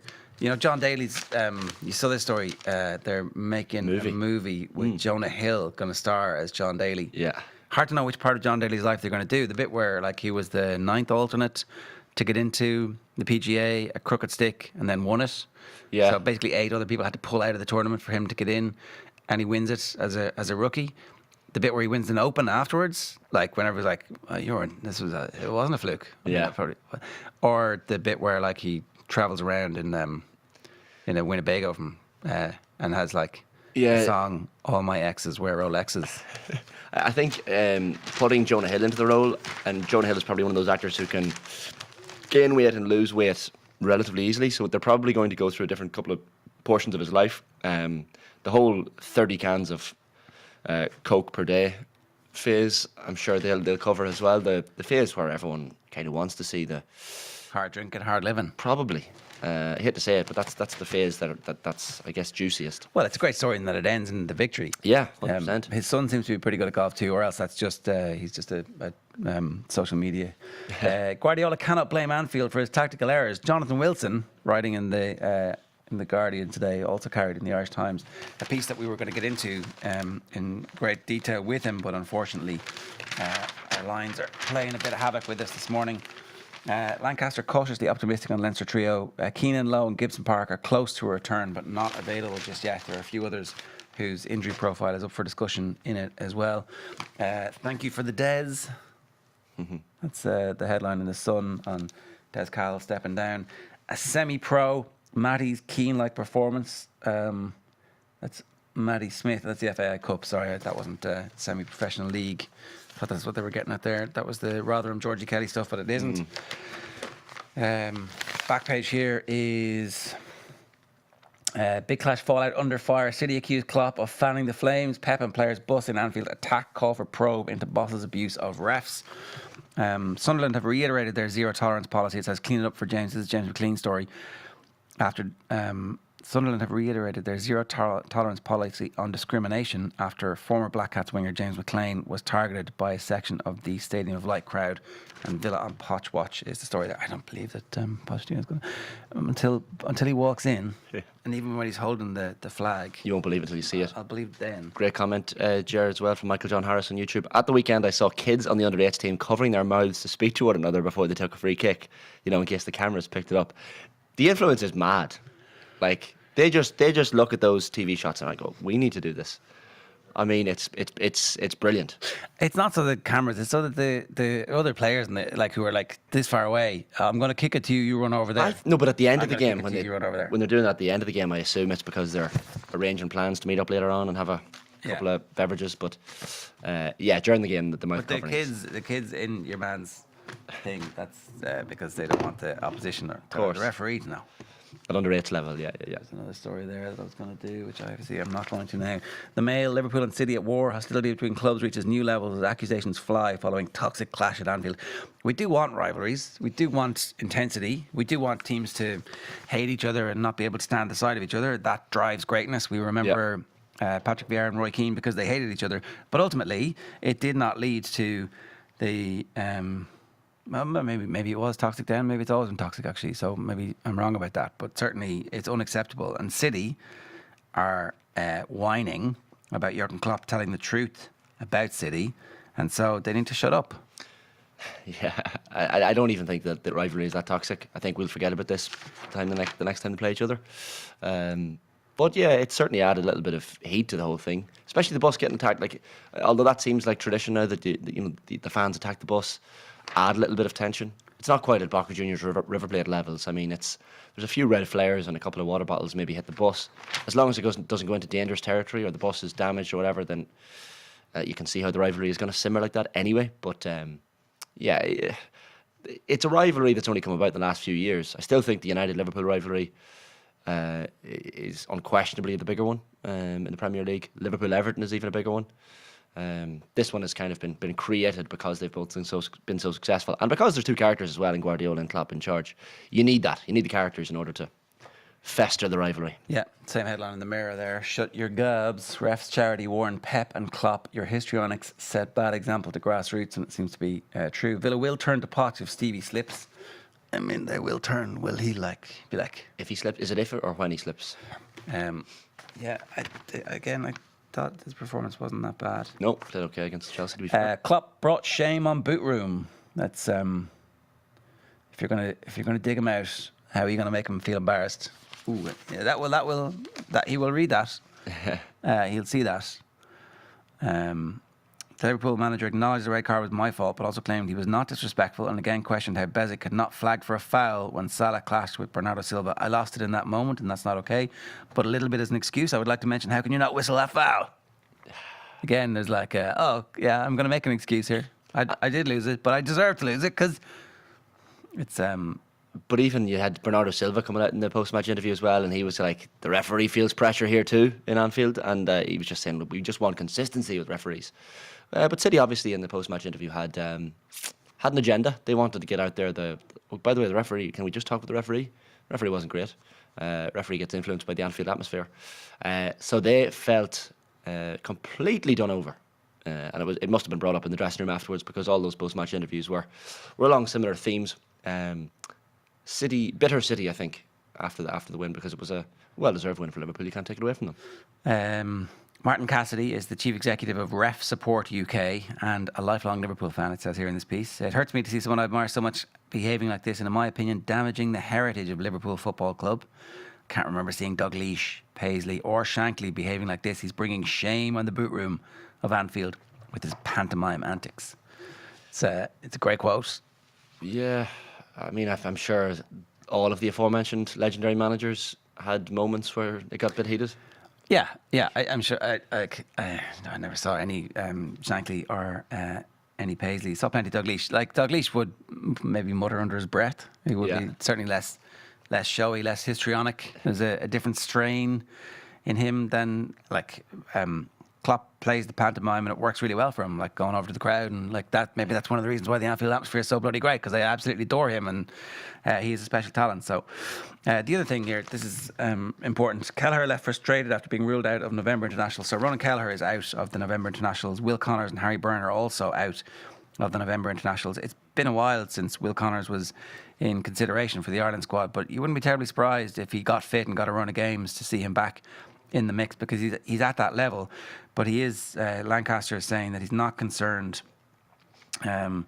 it's not really an issue. It's more that they're frustrated because they're professional rugby players and they want to play rugby, and there's nothing more frustrating as a player than to be training or be rehabbing and then not playing the game. So yeah, that's more the thing. It's less about the World Cup, I think. Lancaster's saying the reality is the World Cup is next season, not this season, but it's not really. Like, this season finishes in May, that's true. There's 3 or 4 weeks off, but then the World Cup is straight away. So, anyway, so he's, those three, Kelleher and Byrne are both set to miss up to 8 weeks. Connors is looking at 12 following surgery. Connors has had bicep surgery, which, in American football is season ending. But that's obviously a much shorter season. Byrne and Kelleher are hamstring injuries, and they're bad hamstring injuries if they're out for 8 weeks with that. So, fingers crossed they can all get a bit of a run. We haven't really seen Harry Byrne play any significant period at 10 for any of the teams. So that is the story with that. That's your independent. Liverpool and City at war. And then the last one I have for you here is Klopp antics bring shame on Anfield. So I'm just going to call up the computer here if you have any comments for us. Yeah, a few comments. Someone has asked us to... Someone says fill the rest of the show with Shane's childhood and Tinder history. That's not going to happen. Chris Cal, how about a Mount Rushmore of Shane's favourite moon landings? Someone else has asked for my favourite rocket booster systems. if you want to get into rocket science, we can.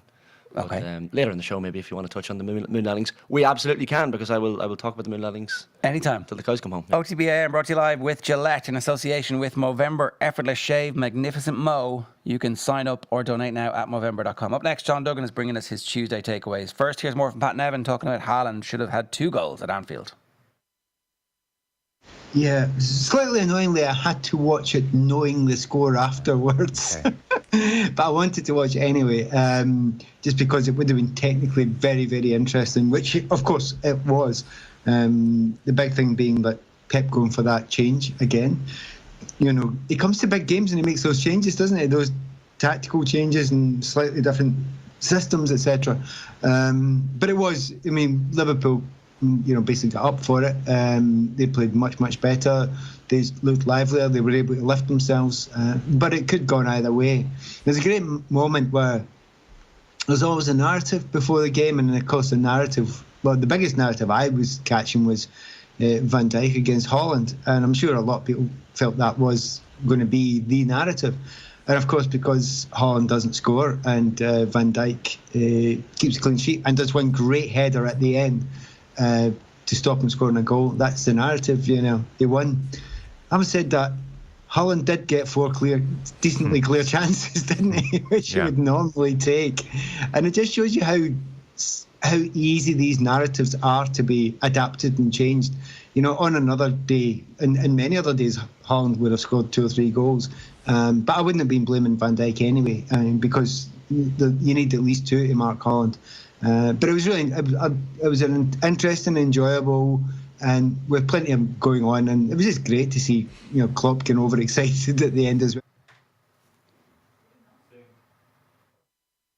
Bit of a spice bag. I'm a snack box man, I won't lie. The best burger in town. Tuesday takeaway with John Duggan. Oof. Get on it. Oh, yeah, it is the Tuesday takeaway with John Duggan. John, good morning to you. Ger and Shane, how's the form? Yeah, pretty good. How are you? You enjoying your new environment? Well, Getting used to it. It's going great so far. I think we're doing all right, you know? Yeah, considering the circumstances. We've talked about Tinder, moon landings briefly. We've got onto a few different things that we probably didn't expect John this morning to get into. But well, I'm the king of tangents, so you can take me anywhere you want to go. I wasn't sure what the last word you were going to say there. I thought you were going to say the king of something else. Well, the king of tipping and golf. And Tottenham Hotspur fandom. So yeah, 3 takeaways for the weekend. I would feel that Pep Guardiola needs to get out of his own way, because I still think it's an issue at Manchester City, and I don't know why he was changing the shape of his defence. And I do feel that there's an issue of leadership in that team when it isn't on cruise control, when it's not on autopilot, when they have to go on to actually using the controls of the plane. Yeah, there's an issue. And actually, since Company left, Company wasn't, say, the best footballer Manchester you ever had, but he had something about him. He had something to, and you could feel that Liverpool bullied City in terms of the atmosphere and the day, and that would worry me if I'm a City fan expecting to win the Champions League this season. Yeah, because they're going to face those atmospheres. Well, and also teams playing on the break at the latter stages. I don't think their problem at Anfield is the atmosphere. I think that it's they have to think about stuff and they have to use the controls. When the whole point about there's famous footage of Pep when he just got the Barcelona job. They're in one of the Middle Eastern countries on a pre-season, and he's screaming at the players because somebody has mispassed it, and it's like it's all of the best players in the world in that one group, and the rondo has gone wrong or something like that, and he's absolutely screaming at them because he wants them to have trained to such an intense level that it becomes automatic, right? Yes. But then when you make them think about, oh, I'm not in this position, I'm in a different position because we haven't done this. We haven't played this system week in, week out. We've played a different system week in, week out. It got automatic. And now it's like not automatic anymore. You're actually going against your own principles. You're going against the bit where like everybody understands their role so well that it's second nature to them and they don't need to think. And there were even bits of the game where like they're still able to do it in bits of the game. They were still sensational. Like under pressure, they would the press would come and it would just be off by a tiny bit, and all of a sudden somebody's in the middle of midfield with space, and it just didn't work out for them. But there's just that little extra bit where they're like, I have to go and have a conversation with Pep now, which I don't really want to have to do in the middle of the game. You can't become a truly great team in the legacy of the game by being automatons, which is what they have become. and beautifully at times. But when, as I said, they need to find that bit of individualism or leadership, or somebody to just on the pitch go, no, we're just going to let's slow this down a bit. And that'll be a worry in the latter stage. And you can see it in the statistics that in recent years in the Champions League, when they've conceded, they've tended to concede it again and again in quick space of time. So there's definitely an issue there. I think the dominant person at the whole club is not any player, it's Pep. So I think he needs to get out of his own way. The second thing is, I think, and I was really felt upset for him, as much as he might divide opinion, Richarlison looked like he was absolutely devastated after the Spurs game because he picked up a calf injury. But he's going to be okay for the World Cup. I think Richarlison's going to have a bigger World Cup than people think. Because, okay, he's not Ronaldo, he's not Romario, but he's going to lead that line for Brazil if he's fit. I think he scored 7 goals in his last 6 games for his country. And I do actually think that Richarlison is going to lead that line over Jesus for Brazil. And I think even though he's not the main man at Tottenham, I think Richarlison's going to have a bigger World Cup than people think. He's 30-1 to win the Golden Boot. Is there a possibility that Neymar is somewhat distracted by the court case? And, and actually might not deserve his place in the team anymore? Well, there's so many players. Like someone like Martinelli might not even get a look in this Brazil situation. You know, Jesus at the moment, even though Chichi has had a long relationship with Jesus and Jesus flopped at the 2018 World Cup, there's so many players, Vinicius Junior, Rodrigo, all these players that could feature for Brazil. But I do think Richarlison is going to have a bigger World Cup than people think 1 month out. You look at like even Anthony as well, playing well for United. There you go. Like Bruno Guimaraes. All the Brazilians are playing well at the moment. Firmino's playing really well. Brazil are going to win that World Cup, lads. I think it's an absolute banker. Even Casemiro and Fred are getting game time beside each other at club level. You know, I'm not necessarily going to be the box midfielders for the World Cup, but I mean, the depth in that Brazil squad is, and you called it out at the start of the year. You said Brazil were your shouts to win the World Cup. That probably hasn't changed. There's nothing original about it because they're the favourites. But yeah, but I mean, 33 days out, I kind of thought maybe some of the European teams would have put forward a surge. If Spain had a proper striker, you think that Spain, like Germany, will be back because they've got a better manager. I don't think England, with the manager they have, can do it. I was actually asking on Twitter the other day, who are the outsiders? Who are the dark horse? Because there's always a Turkey or there's always a South Korea. There's always a team that can come out of. Maybe it might be an African team. It could be Senegal this year. Endicott was saying Canada, which was interesting. I think the Netherlands have got one of the easiest groups. And I do think they have a good manager. I actually think having a good manager is important at the world stage. And I think Louis van Gaal, okay, maybe in the forward positions they're not that great, but they do have good defenders and they do have a good access in midfield. And I think the Dutch might do okay in the tournament. And they've had a good Nations League. I like I was about to say Dundalk, Denmark. I know Denmark are dark horses for every tournament it seems, but I think legitimately for this one they could cause a few ructions. The third takeaway is that Ricky Fowler, guys, is on the way back. And don't be surprised if he wins tournaments again and could contend in the majors again. He worked with Butch Harmon for years. They split up. He started working with Butch again in the last few months, and Butch says he's 75% there. We've got a new golf podcast, Mark Your Card. I headlined Ricky 2 weeks ago, and he missed the cut. But last week he was second in Japan. And I do think he's coming back. And I think he'll be the player who'll be the kind of the comeback story. Interesting, guys, that there's a movie being maybe touted for John Daly with Jonah Hill. That would be pretty amazing. When my sister was at the Masters at Augusta, she got me a John Daly brilliant stuff. So she met him and got a few things signed. So would Jonah Hill have been your number one pick to play John Daly? Jonah Hill's awesome. Yeah. It's one of those picks when you hear it, you're like, oh yeah, obviously he's going to play John Daly. Yeah, that's like it would be a great story, and John hasn't been that well, so hopefully he's getting better. And just the story of the PGA driving all night and winning the Open. And I remember Bill Clinton rang him and he didn't pick up the call. That's Daly to a T. Yeah, excuse the pun. All the was it the picture that they showed him after the Masters or around the Masters when he was in the Hooters. Just playing slot machines and stuff like that kind of thing, So, I don't know if anybody here has interviewed him. You guys interviewed him? Yeah, we had him on. He was quiet. Right. We had him on the phone because he was involved with some golf club in Ireland. I want to say somewhere down in Cork. Right. And we had him on. I watched him play around inside the ropes. I was stewarding at the Irish Open when I was like 15 or 16 down in Mount Juliet. And got to follow him around for the whole day. It was pretty amazing to watch, like just the raw power. Yeah. At that stage, like people he was the biggest driver of the game. People were not driving the ball that far. And people didn't have a club that had a head that size. Like Ronan Rafferty at the time was still playing with wooden-headed clubs. Right. And it was just like, whoa.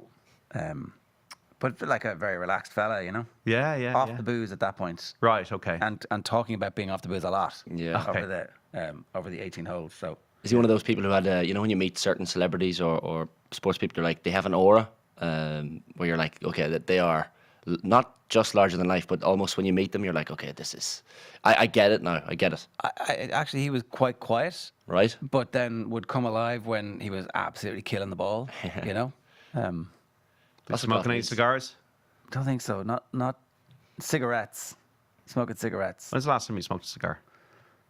I would say 1995. I know, maybe 10 years. Okay. Smoked one at the Imrose a couple of weeks ago. Did you? Yeah, a couple of them. Were you the man who brought the cigars? No, someone gave them to Nathan, and You don't know who? Nathan pulled them out, and myself and Nathan had a bit of a. Colin Boog says it was you. Yeah, it certainly wasn't me that brought them. Oh, Colin was also smoking them. Sorry, yeah, 100%.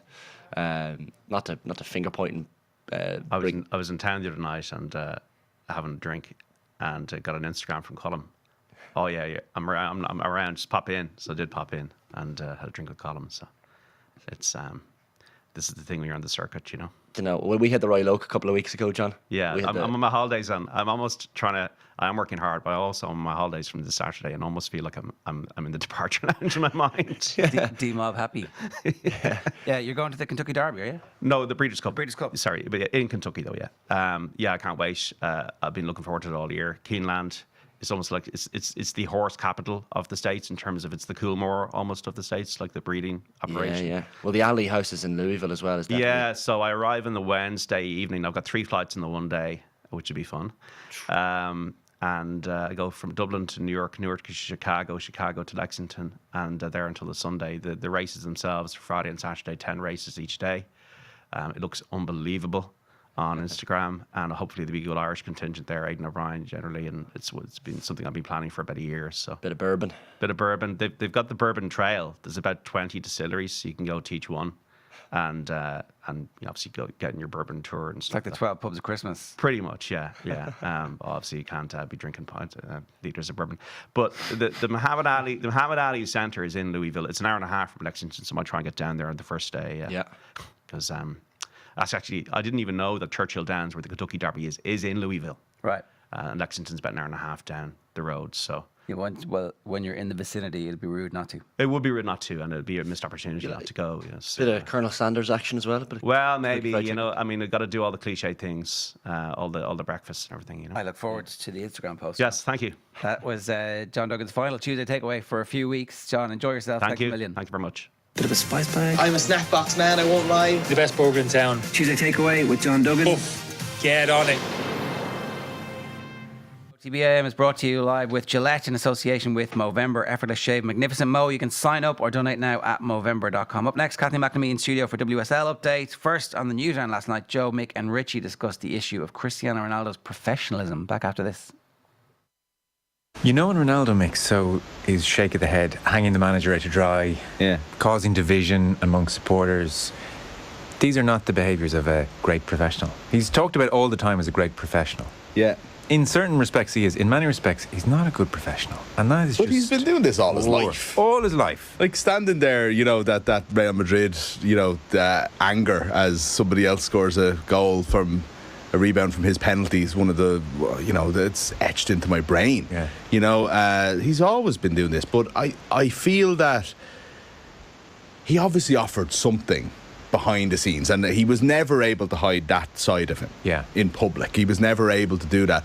But players and managers always forgave it. And I don't know whether that was because he was the best player on the pitch, or whether because actually his true personality, when the cameras weren't there, showed that was just something that was uncontrollable in him, and actually he wasn't a bad influence. I tend to think it's the former. You're very, very forgiving of Cristiano Ronaldo doing whatever he wants because he was going to win you the game and the league and the Champions League and everything else basically on his own. But like that kind of pouting, and we've seen it all year. And there's also that, there's the performative nonsense when he was on the bench as well, that we saw a couple of examples of. He knows when the camera's on him. He knows when it's it's always the Cristiano show, isn't it? Like, Totally. just constantly. And it's such a terrible example. I mean, he's been talked about. Well, one of the reasons to bring him back into the fold is that he's just an amazing example for those around the club, and they won't have dessert because he doesn't have dessert. But he's such a good example that he demanded the captaincy and demanded the guy who was struggling as the captain be stripped of it. I'm not agreeing with That's it. the man for you. Of course you're not. But I'm saying is like, what an example of unity that is. I know. And this is a dressing room prone to toxicity. And he's giving it the manager's a disgrace. Who's with me? Who's against him? And the worst part is there are apologists for him in the media who will never criticise him no matter what. And on this instance, they'll say, you love to see it in a great, but never likes to be taken off. That's the worst part.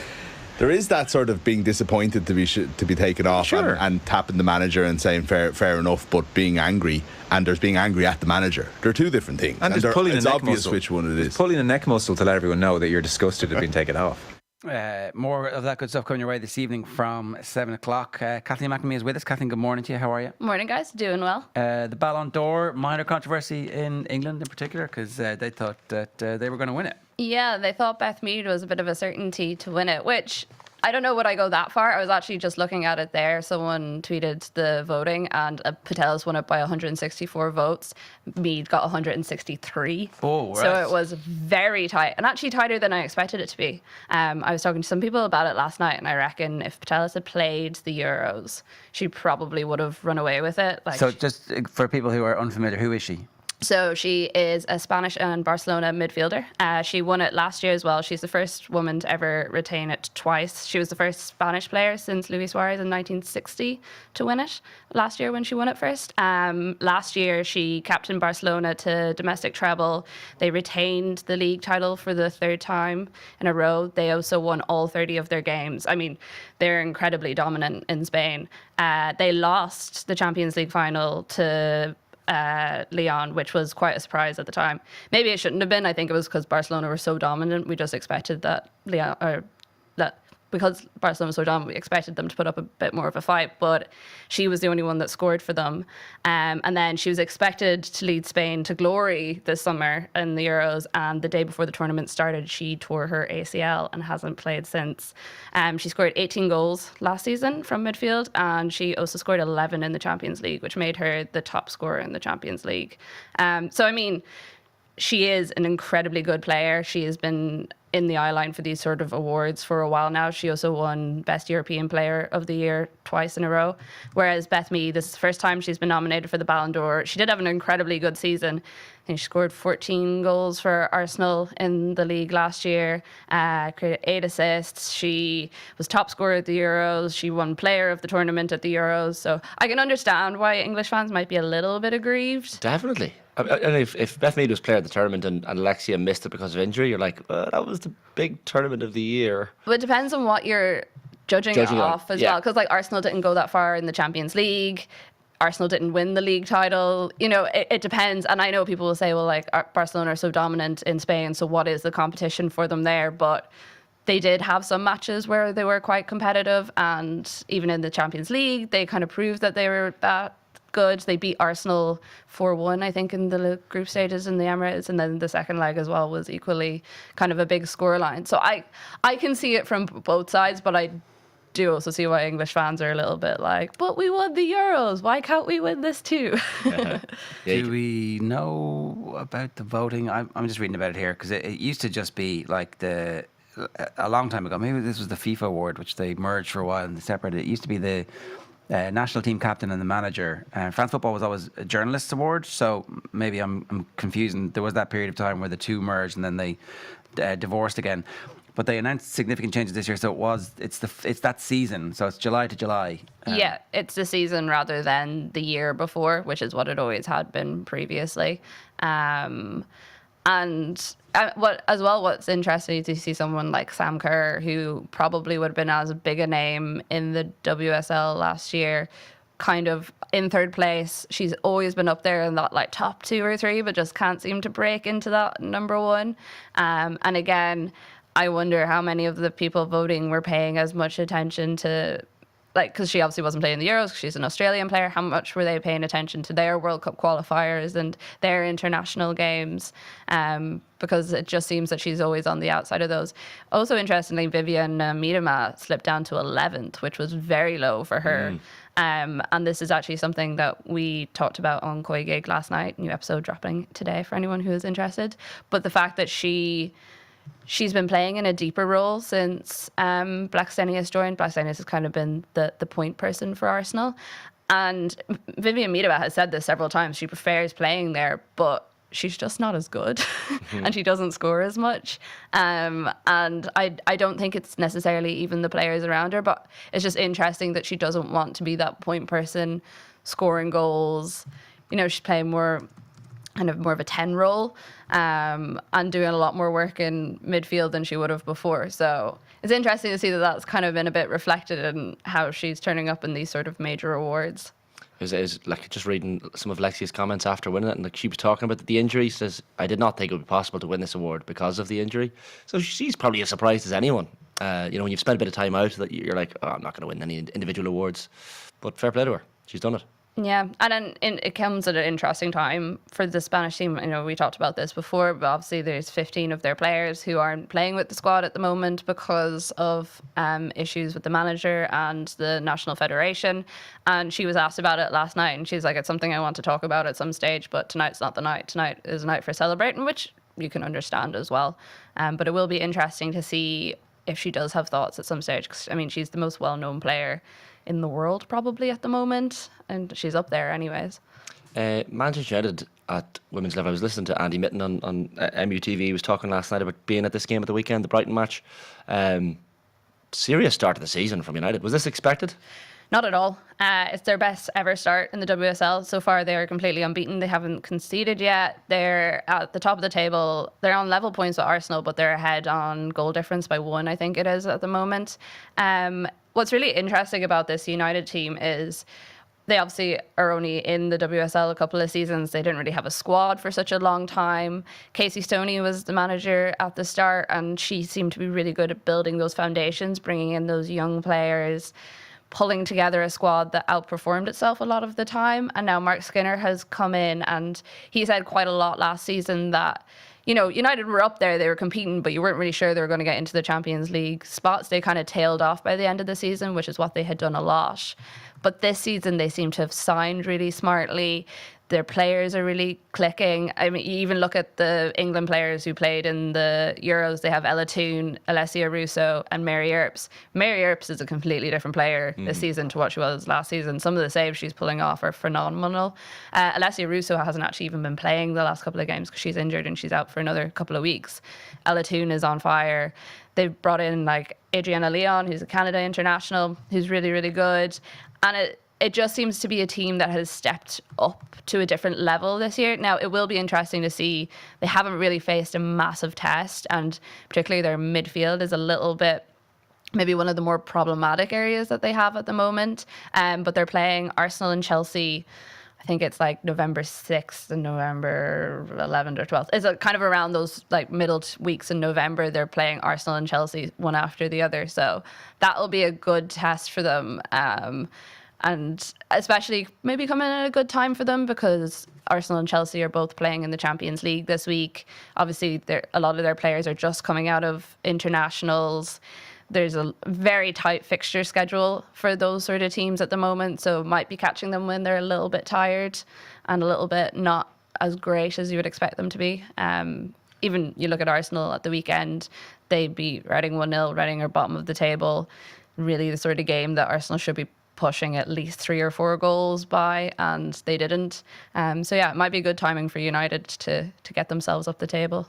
Ella Toone was, I saw the highlights and like the 2 goals and an assist. She was brilliant against Brighton. But one of the things that Andy Mitten mentioned that really struck with me was that the home fans at these games in Lee are now more of the element of United fans that go to the men's games. There's more of a chanting element. There's more of a culture of, we'll head to the pub and go to the match. Whereas before it was a lot of, I guess, young girls and people interested in the team. But now it seems to be a lot more of, regular Manchester United fans going to these games. And I'm sure it probably transfers to other clubs in the WSL as well. Yeah, and Lee is an interesting one. I was there a couple of times during the Euros, and it's quite difficult to get to from Manchester. Even just like if I was going to an evening kickoff, the only way to get back into Manchester was to get a taxi or an Uber or something, unless you were on like a specific van bus. And it, like, there's a pub right beside the pitch, and you go in there and like they're lovely, they're really good crack, and they're so invested in the women's team, and you could sit there for hours, and like the out lads sitting at the bar that you wouldn't expect to be all that interested will turn around and they'll give you like a breakdown of every single player on the team. So you seem to have created a really, really nice atmosphere. I remember even following the Orange fans, you know, the way they have their big bus and they go along and they do all their dances and their chants. They went down this tiny little estate, and it was just like people coming out and standing in their doorways being like, what is going on? But like loving every second of it, and talking to a few of the locals, and they were like, we love the fact that the team play here because it brings so many people into this kind of relatively small kind of, I suppose probably a suburb maybe technically of Manchester, and the sort of people that just would never come here usually. There is an argument to be said, if it was a little bit more central, it might be good for the team just in terms of attracting more of those fans who go to Old Trafford every week. But no, I think, especially for English fans, I think the Euros did a massive job to bringing those people in. You know, when I was covering it over the summer, I could go into a pub and it would be on the TV and everyone would actually be talking about it. And that was the first time I'd ever watched women's football in a pub surrounded by people. Like, it was...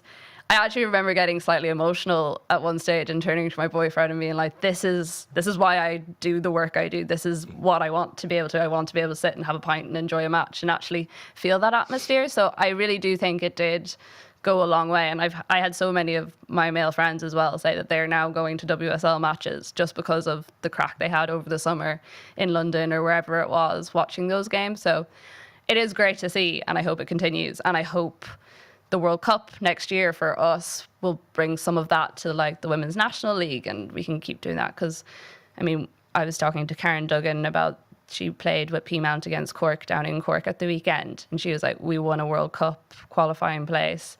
During the week, there was barely anyone at our game. You know, we need that bounce to come here too. So yeah, and it won't be straight away. And the difficulty with the kickoff times is that no one's probably going to be going to the pub for the Ireland-Australia games, and if we get New Zealand, that's even worse in terms of the kickoff times. But we're on this journey now where if there is a legacy from those matches being in England, then hopefully the time the next Euros happens, we'll qualify and people will go, and that fan culture begins to build. Yeah. I'm planning full on, you know, like whenever there's rugby tours and all the matches are on at 9 o'clock in the morning. I'm planning to be one of those people that's finding an early house around the place. But no, you are right, and it is going to be difficult. But I also think there's a lot of potential there as well in terms of people are going to be waking up wanting to hear these stories. They're going to be waking up wondering what's happening, and it's a great opportunity for us to be like, okay, well, here's what happened overnight. Oh, look, there's a Women's National League game going on, or you can go to your local park today and see this happening. So there are definitely ways to like feed it into the system and feed it into the culture a little bit more. I think that's the next conversation to be had. Is like, are the FAI ready to capitalise on the potential and the opportunity that they have at the moment? And you know, it's being clear that a lot of the great work that's been done around advertising the women's team has actually been done by third parties, by Sky, by Cadbury's, who have taken the team and shown how to market them and told their stories and amplified them and got them involved in that process. And so you'd hope that that continues, but it'd be great if the FAI were actually able to then say, well, at the same time, we're trebling or quadrupling the number of women coaches that there are to go into schools to make sure that every school team has access to good quality coaching. And, you know, we didn't capitalise on the men's team qualifying for their first World Cup in 1990 in a way that they could have done. So it'll be interesting to see if they can carry that off. Yeah, definitely. And I think it's kind of like what you're saying as well. Like, say if there is a match, it starts really early in the morning and kids are just going into school as it's finishing. Say that day, if the FAI are sending coaches into the school and being like, okay, well, Ireland just did this morning. Here's like, let's talk about what Katie McCabe did or what Denise O'Sullivan, or let's have like study this goal and like practice it on whatever it is. There are so many great ways that you can get kids engaged at that stage.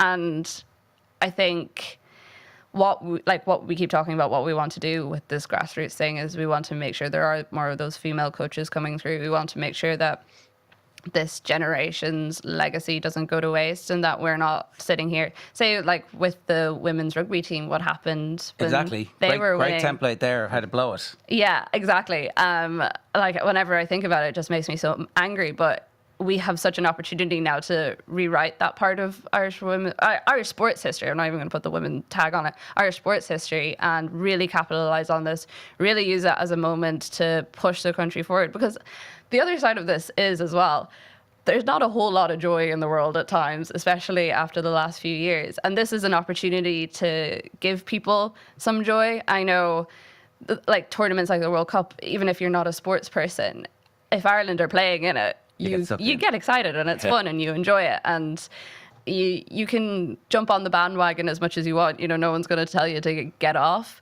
So I just think it's a great time for the FAI to really dig in. And the thing is, at the end of the day, it's only going to benefit them in the long term. You know, if they have more of those world-class players coming through and going to the WSL, or if they have more people attending games, then that's only more revenue coming in. It's more fans, it's more customers, it's more people buying your shirts, it's more people going to games, it's more people, administrators and coaches. It's like it is that rolling ball of momentum. So yeah, fingers crossed. So when is the new episode dropping? Today. Should be up, and it could already be up actually, but should be up in the next few hours if not.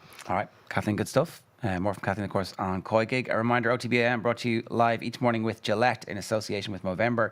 Effort to shave magnificent Mo. You can sign up or donate now at Movember.com. Here's what's on OTB Sports Radio for you today. Barry Ryan's book, The Ascent, at 1 o'clock, a Dadcast at 3. Barry Garrity's career perspective at 4. And the life and times of Johnny Kilban, the most famous Kilban from Achill, who left. That's coming your way at 6, and then Joe back in studio from 7 o'clock tonight with Off the Ball. Make sure you follow us across all our social channels after the break. Phil Egan's live in studio for his take on why Liverpool were able to overcome Man City at Anfield. But first, here's Gordon Darcy talking with Joe and Jerry Thorney on Monday Night Rugby, talking about the deep effects that injuries can have on a professional. Gordon, I don't know, have you been quite there? I know you had that arm injury that was a very troublesome one for a while, but you probably had that run where one injury seems to lead to another one, and it's very hard to get a rhythm back. Yeah, it probably happened to me actually just after I broke into the team. Well, the second time in 2004, after I took my what do you call it, my sabbatical that most people take in their 30s. I took at 18 or 19. And we went to South Africa and just got pulled off, South Africa just got pulled off the ball and tore an adductor muscle. And geez, it followed me for 10, 12 months. You're just about fit, and then something else niggles, and it just haunts you. It's really, really hard when you're carrying that with you, because you talk about confidence. Sometimes it's not always about the top 2 inches, the mental approach to it, and sometimes it is. You're actually on a pitch going, am I going to get through this game? And you're not worried about someone hitting you. You're actually just worrying about, am I going to run and something going to pop here? And that's a really hard place to be in. It really takes a toll on athletes, because it's so. For so many reasons, it's outside of your control, and that's a real frustration for professional athletes, because you're so used to being in control of everything. Even though it's a hollow environment and it's quite a controlled environment, you do have more often than not have a sense of you can control what's happening. But when you get little injuries like that, they just keep following you. You feel quite helpless. Yeah, I can imagine so, and maybe perversely then, you carry yourself with a touch more tension, whereas when you think of maybe the best phases of your career, when you're in a state of flow, I'd say you were relaxed and throwing yourself around, and that probably almost protected you from further injury in some ways. Yeah, I think so. I'm probably, there is that tipping point or that moment with an injury. It's usually like the hamstring, when something happens and you react and you're done, and then you go, oh, I didn't think about it. But sometimes players are never the same players. You probably hear it in soccer or football a bit more, but you do see it in rugby that players, you hear that kind of loose phrase and say, oh, he was never quite the same after that knee injury or after that shoulder. So sometimes that genuinely does happen. Barrett for Ireland into the area, toe push it, goal! What a moment! We're going to a World Cup. It's what dreams are made of. I hope someone's got the champagne on. I did believe we could do it. After the game, I said, I didn't know what I've just done. I don't know what we've just done. History is made by the Republic of Ireland. They are going to the World Cup finals. For all the best reaction to the girls in green qualifying for the World Cup, subscribe to the OTB Football podcast stream now. OTB AM with Gillette in association with Movember. Whatever you grow, we'll save a bro. Right, Phil Egan is with us. Phil, good morning to you. How are you? How are you doing, lads? We were supposed to talk to Jonathan Wilson this morning, but unfortunately the gremlins in the system have prevented us from doing so, about Pep getting in his own way. Shane makes the rightful point. Liverpool, they get some credit for this, no? Yeah, absolutely. I think both sides of the argument. Liverpool, something Jurgen Klopp has talked about it in the last few weeks about the lack of being compact and space in midfield. So they were very compact on Sunday, and obviously I was surprised to see Phil Foden so far back in, basically playing as a wing back, when you consider that when you saw James Milner starting at right back, and you think of what Phil Foden did to him last season, and James Milner was very lucky not to get sent off in this fixture last season, and just felt that City didn't get at him enough. Now, what I would say is, because Liverpool were a bit more compact, well, a lot more compact, Milner was protected. This is what, if Trent Alexander-Arnold had been playing on Sunday, he would have got that protection. So he wouldn't have been as exposed. Now, that's not to say that Trent Alexander-Arnold hasn't been struggling this season. He has. But Liverpool were far more compact. It is easier to be like that against Manchester City. It's more acceptable. The next step is going to be, how do they approach the West Ham game on Wednesday night, where West Ham are quite happy to sit back against Can you Liverpool. not do a bit of both? Absolutely, I think you can, yeah, because Liverpool have players that can play in the break. I mean, that's where Mo Salah's goal comes from. You look at the chances that Núñez created when he came on. Jota had chances as well. These were chances created on the break. Liverpool, that's why I get, like, Jurgen Klopp obviously has a way of playing and it has served him so well, but it surprised me that it's taken up until now to kind of just readjust, and maybe it was Manchester City was what he needed to reset things a little bit, and we're going to find out tomorrow night if it is a turning point in the season for them. Well, Joe Gomez looked like prime Paolo Maldini. Yeah. All of a sudden, like, he's getting so much slack, and yet he was brilliant. Yeah, well, he struggled against Napoli. Now, what's transpired since? Everyone that's gone to Naples has struggled this season. Yeah, fair. Yeah. And they absolutely ripped Ajax apart. They're top of Serie A, and when they play at home, they are lethal at the moment. But yeah, he had a really tough night. I was encouraged by his performance at Ibrox. I even thought when he came on against Arsenal that one thing that happened was there was a 1-2 played around him, but he got back in position and got a block in, whereas we had seen earlier in the game or earlier in the season, Trent Alexander-Arnold sometimes gets played around and doesn't track. As soon as the ball's gone by him, he's kind of thinking, it's done. Whereas, you still have to track back. Even if you're taken out of it, you can still get in and make a block somewhere. But yeah, we talked about this last Friday, Ger, on the kickoff, where I kind of likened this to United playing Liverpool, where United were already felt like at rock bottom under Ten Hag, and certain games can actually be good now if you come out on the right side of it. Yeah. And I always felt that City were favourites going to Anfield on Sunday, but if Liverpool scored first, which they don't do very often these days, but if they did, then there's every chance that they could win the game. How did they protect Milner? How did they form that block? Was it personnel? Was it instruction? Was it that Jota and Harvey Elliott have the energy to get back and to be defensive when they're not in possession? Was it that Fabinho played well for 70 minutes? Yeah. Well, if you look at it as well, it was 4-4-2. We didn't know if they'd go 4-3-3 or 4-2-3-1, what 4-4-2 they'd play. But if you look at it, and I know I had this conversation with Stephen Doyle, who was on commentary for us on Sunday, and he said it was quite clear from early on that Liverpool played a diamond formation where Fabinho dropped, and obviously Thiago and Elliott were on either side of him, and then Firmino played at the the top of the diamond, and then that allowed Jota and Salah to be more central. Obviously, we had talked about Salah being isolated at times out wide and earlier in the season, and sometimes Harvey Elliott was drifting into his space in certain games. And one criticism of Harvey Elliott has been maybe the defensive side of things, but he was on it. And I think it's hard to know where his Liverpool career will end, like, what level he'll get to, because when you're a young player, we know how much talent, and if Jurgen Klopp is starting you as a teenager, you've got something about you. But one thing he has shown is he has an unbelievable appetite to learn and to work hard. And I mean, the talk is that him and Pep Lijnders have been working on that defensive side of things, of what his role is when he doesn't have the ball. So I thought he was very good on that. Yeah, I think it helped. Fabinho did have a very good game, whereas Fabinho, unfortunately, has suffered in that when there is so much space in midfield, he is not the kind of player that has all the energy to cover every end. He's just meant to pick up, and he senses danger, and that's what he did the other day.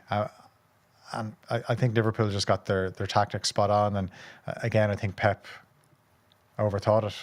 So it was a diamond, and Jota and Salah were essentially free to go wherever they want, with Salah the number 9, really. Yeah, and obviously Jota, because Jota's like, a few things didn't stick with him up front, but defensively he was excellent. And that probably contributed to him getting the injury at the end, where he had run himself into the ground. So you would imagine if he wants to stick with that system, Núñez is an able replacement. And look, Núñez, when he came on, lacked composure. I mean, the most obvious pass in world football history to play Salah in, and he just decides to shoot. But he was lively. Yeah, and that's the encouraging thing, is he doesn't shy away from it. If he makes a mistake, a few minutes later he put the ball in for Trent Alexander-Arnold. Maybe there was another option with that one as well. But is there a chance that James Milner gets picked ahead of Alexander-Arnold for these games for a while? Well, I don't think so. I think if Alexander-Arnold is fit for tomorrow night, he'll play. And if he gets that same kind of protection, and Liverpool are as compact as they were on Sunday, then it won't be as big an issue for him. He won't be as exposed. Milner's less likely to run past the right-footed player's right foot, and take everybody out. Yeah, I know you're referring to the Saka goal against Arsenal. Yeah, it was dreadful. I mean, you can't. And the thing is, it wasn't a one-off, or it doesn't feel like it's a one-off. It's that defensive instinct is something that needs to be worked on. Yeah, absolutely. And I suppose with Trent Alexander-Arnold he doesn't see himself as a defender. He never has. But he was basically said, you're going to play in this role, but you're going to be a creator in this role, which works when you have the ball and you're on top of your game. And on balance, the gazillion assists is better than the goals that you can see. Exactly. But then in those very, very big games where actually, it's going to be 50-50. Yeah. Is there any case to be made for not having him start the games even, and have him come off and have him bring some dynamism to the second half? Well, some people say, why not just put him into midfield? I don't know if he's good enough for a midfield role, but he could actually play in a midfield if it was a diamond. The problem is, when you play in midfield and it's so crowded, you have to be sharp and technically excellent. Technically, he's a good footballer, but there's a difference where I'm talking about his technical excellence is the way he strikes a ball and delivers a ball. Yeah. But I'm talking with your back to goal, you've got two players coming in behind you. Can you pick the pass in between the two of them? Can you take a touch and get another one away? Like players like Thiago, they could control the ball in a phone box, and they've no problem with that.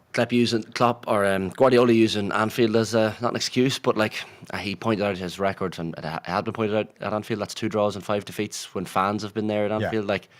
It does have an impact, the Anfield atmosphere. But that's what Klopp has created. Yeah. Where one thing you can count on, even when Liverpool are struggling, is the crowd are going to be there for them. And this is why I felt with Manchester City, this will definitely get the crowd up for it. If you can't get up for the champions arriving in your backyard on a Sunday afternoon in front of the TV cameras, then you may forget about it. So, and the longer the game went on, if City had scored early, who knows, then it deflates the atmosphere. But the longer the game went on and tackles were flying, it was a little bit similar to last season where it was 0-0 at half time.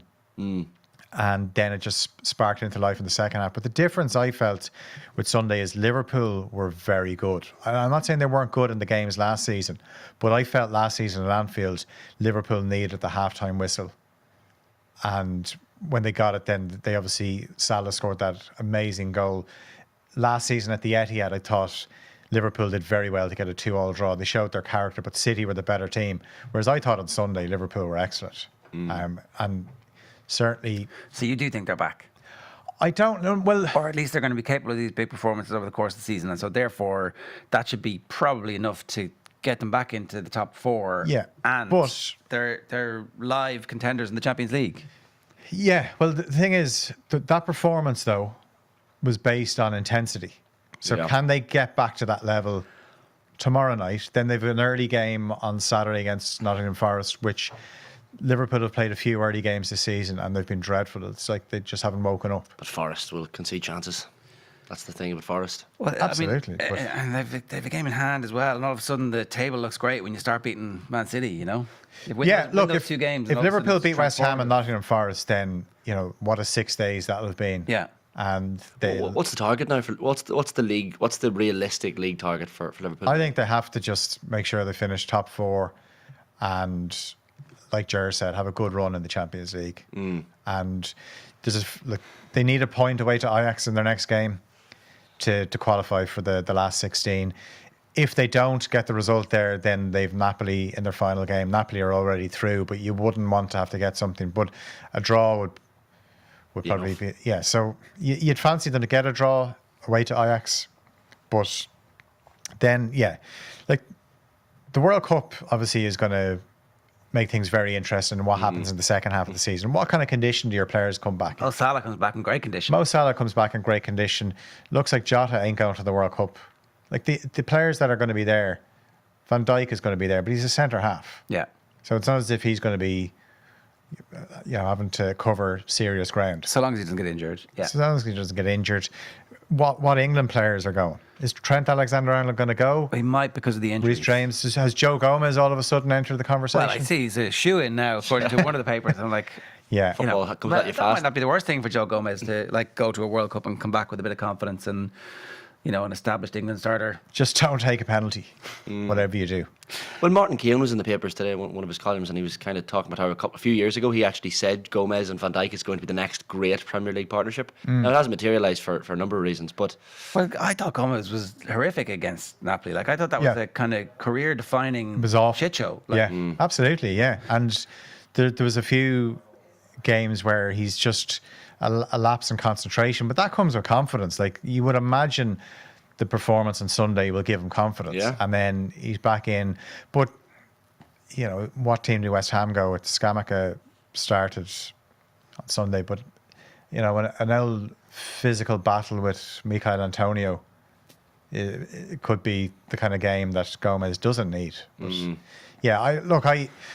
I just think that it's far too early. I felt it was far too early to say Liverpool were a busted flush. I also feel it's far too early to say they're back. I think that's fair enough. But it does mean, because their results have been so bad in the early part of the season, that every game is going to be a bit of a knife edge. Yeah, absolutely. Which is great. Every game is meaningful from this point forward. There's a lot of clubs in that situation now. I mean, you look at some of the fixtures over the next few days, that some managers are looking over their shoulders, and like a bad result, and you could see a few P45s handed out. Even if he isn't interested, I can't even remember that Pochettino line now.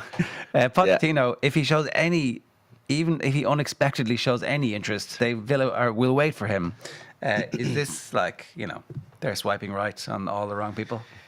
Pochettino is available, and if he wants it, he'd be a great appointment for Villa, you would imagine. But I said it goes back to the fixtures. So you're looking at Villa are playing Fulham on Thursday.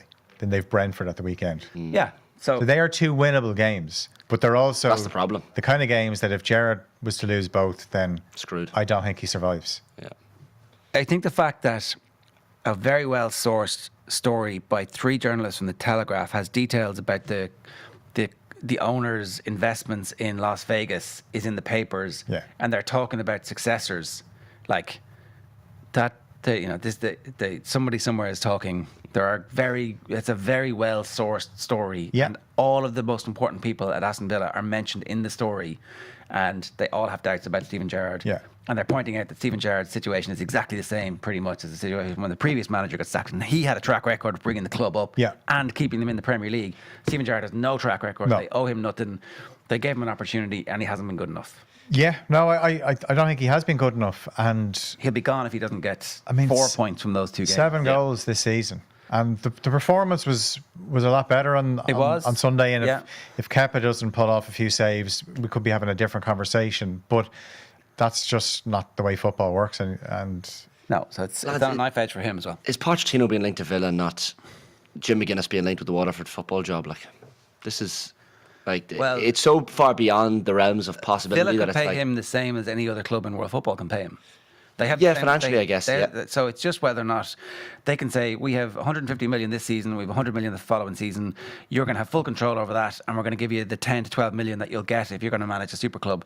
But here's your chance to bring us to European football, and we'll give you a release clause. When a team in the Champions League from these leagues come, you can take that job. Do you know, like? No, I get what Shane is saying, that this is a guy that's always been linked to big jobs. Some big jobs. He's obviously been the manager of PSG, but you got to make a comeback somewhere, you know. Yeah, look, it would be a similar. It would kind of fall between Southampton and Spurs, where it's better than Southampton, but it's not as good as Spurs. Now, I'm not saying Villa are a huge club, but they want to get to where he brought Spurs, exactly, or close to it anyway. But and he feels he's already done that work, and so he should be getting a Champions League job. But they don't come around. The good ones, where you're not going to get sacked in 10 months, don't come around all the time. So you just have to not. Matthew McConaughey, remember, had that rom-com phase, and then he stopped answering the phone for like 5 or 6 years before he got the Dallas Buyers Club jobs. Poch just needs to not answer the phone to Villa and these teams, and eventually he's going to get the big calls. Just leave it for a while. From who? Man United? That didn't happen. Yeah, well, from Arsenal, he can't do that job. No, the Spurs job maybe might come around again. But well, I mean, look, we know Conte isn't long term. The Chelsea job he's not going to get. No. So none of those England jobs. Could he take the Atletico England job? Yeah, the England job. Yeah. Who knows? Right. You never know. I know. I England are going to get an England manager next time, an English manager. But I don't think they're going to go for another outsider. No, and if you're looking at it now, like Eddie Howe hasn't done himself any harm with how he's dealing with Newcastle, but you'd imagine he probably is happy enough to stay at Newcastle. Well, he may as well, you know. And the money's probably better there than it is at England. I'd say it's decent enough, yeah. And Potter the same. Like Potter's starting out and it's going well, so he may as well ride that as long as he can. I wonder, with the England job, will a certain Brendan Rodgers be available after the World Cup? Because he's in that conversation of managers that just look like they're one bad result away. Yeah, and he needs a fresh start somewhere. Yeah, because he's done. And he would. People don't like Brendan Rodgers, but he's done a great job. You know. Yeah. He won a trophy. He got them to within a hair's breadth of qualifying for the Champions League twice. Yeah. That's a remarkable job. Yeah, but he's not doing a good job now. He's not. And I know people say he's not getting the players and he's having to sell his best players, but there is no way with the quality he has in that squad that they should be anywhere near where they are. Yeah, maybe that England squad need a bit of character as well. He couldn't manage that personality. And personality, he'd certainly bring both. I know he's from Northern Ireland, and I get what you were saying about outside managers. But like he's come through their system. Yeah. No, that's all fair. All right, feel good stuff. Thanks a million. Nice odds. OTB AM brought to you live with Gillette in association with Movember. Effortless shave, magnificent Mo. You can sign up or donate now at Movember.com. What are your Movember plans? I was thinking of doing it. It's always brave. I haven't shaved properly in years. You kind of have to. You do have to for the purpose of that. I'd take 10 years off myself, which could be a good or bad thing. I'm not getting into the 21 nightclubs anymore. We'll see what your anyway. I was going to bring it right back to one of the earlier conversations, but I won't. You won't? You're not going to do it? For decorum. We're going to leave you with Kilkenny hurling legend Eddie Brennan with Joe Malloy in studio last night talking about the GOAT. Enjoy this. Now you're welcome back. There was club action up and down the country across the weekend, as you know, I'm sure, and we wanted to touch on one of the more interesting games which had a lot going on. It was Ballyhale Shamrocks against James Stephens in the Kilkenny Senior Hurling County Final. Ballyhale won the game 121 to 211, so a 7-point win in the end for Ballyhale. That makes it 5 in a row. They have an extraordinary record now. They've won half of the Kilkenny County Championships available to them this century, which is a crazy thought, really. Only founded 50 years ago. and now already they join Tullaroan top of the Roll of Honour list with 20 senior championships. So an extraordinary achievement, an extraordinary club. And TJ Reid, who's 35 next month, very much at the heart of it. He scored 6 points, 2 from play. He created another 4. There was an outrageous overhead catch as well, which I think has been doing the rounds on social media. And Ballyhale have had their fair share of tragedy off the field as well over the last 12 months or so. And it was something TJ Reid spoke about on TG Cahir afterwards. Have a listen. Well, TJ, 5 in a row or 20 titles, which is better? Any of them. I suppose just today, it was one county final that we needed to win. Obviously 5 in a row was after that, but today was about winning, about going out and performing and going out and expressing ourselves, and just fantastic display. And what you did today, when it was put up to you, you responded so well. They got a goal, you came back, I think, 7 points from the trot. At half-time, you were 3-4 ahead. What was the feeling at half-time? Couldn't win the second half. Fairly straightforward. But look, this team, what can I say? Been through high and lows over the last couple of years. You know, at half-time we spoke about what happened in Croke Park. We were 3 or 4 points up, and Ballygunner stayed with us, and we saw what happened. So today was about getting to the next level. Paddy Mullen got sent off. That was the time to respond, and we did. We took over in the last probably 20 minutes. We took over that field. Those chaps out there are just unbelievable. You know, emotional stuff, really. You know, unreal. Yes, not like him to get emotional, actually. You hear him there tearing up at the end, and he was speaking afterwards about, well, I guess such an intrinsically club scenario, where he was saying of all the deaths in the community over the last year or so. We carried those names with us all year. The one word we used this year was dedicate, and so we aim to dedicate this county final to those families, because we're after carrying that coffin through Ballyhale too many times. Today was about us being together as a group, and seeing the families around us here gives us that bit of a lift. So emotional day, I think, for all concerned. Eddie Brennan is with us on the line. Good evening, great to have you on. Good evening, Joe, how are you? Yeah, very good. So Ballyhale, full value for their 5 in a row?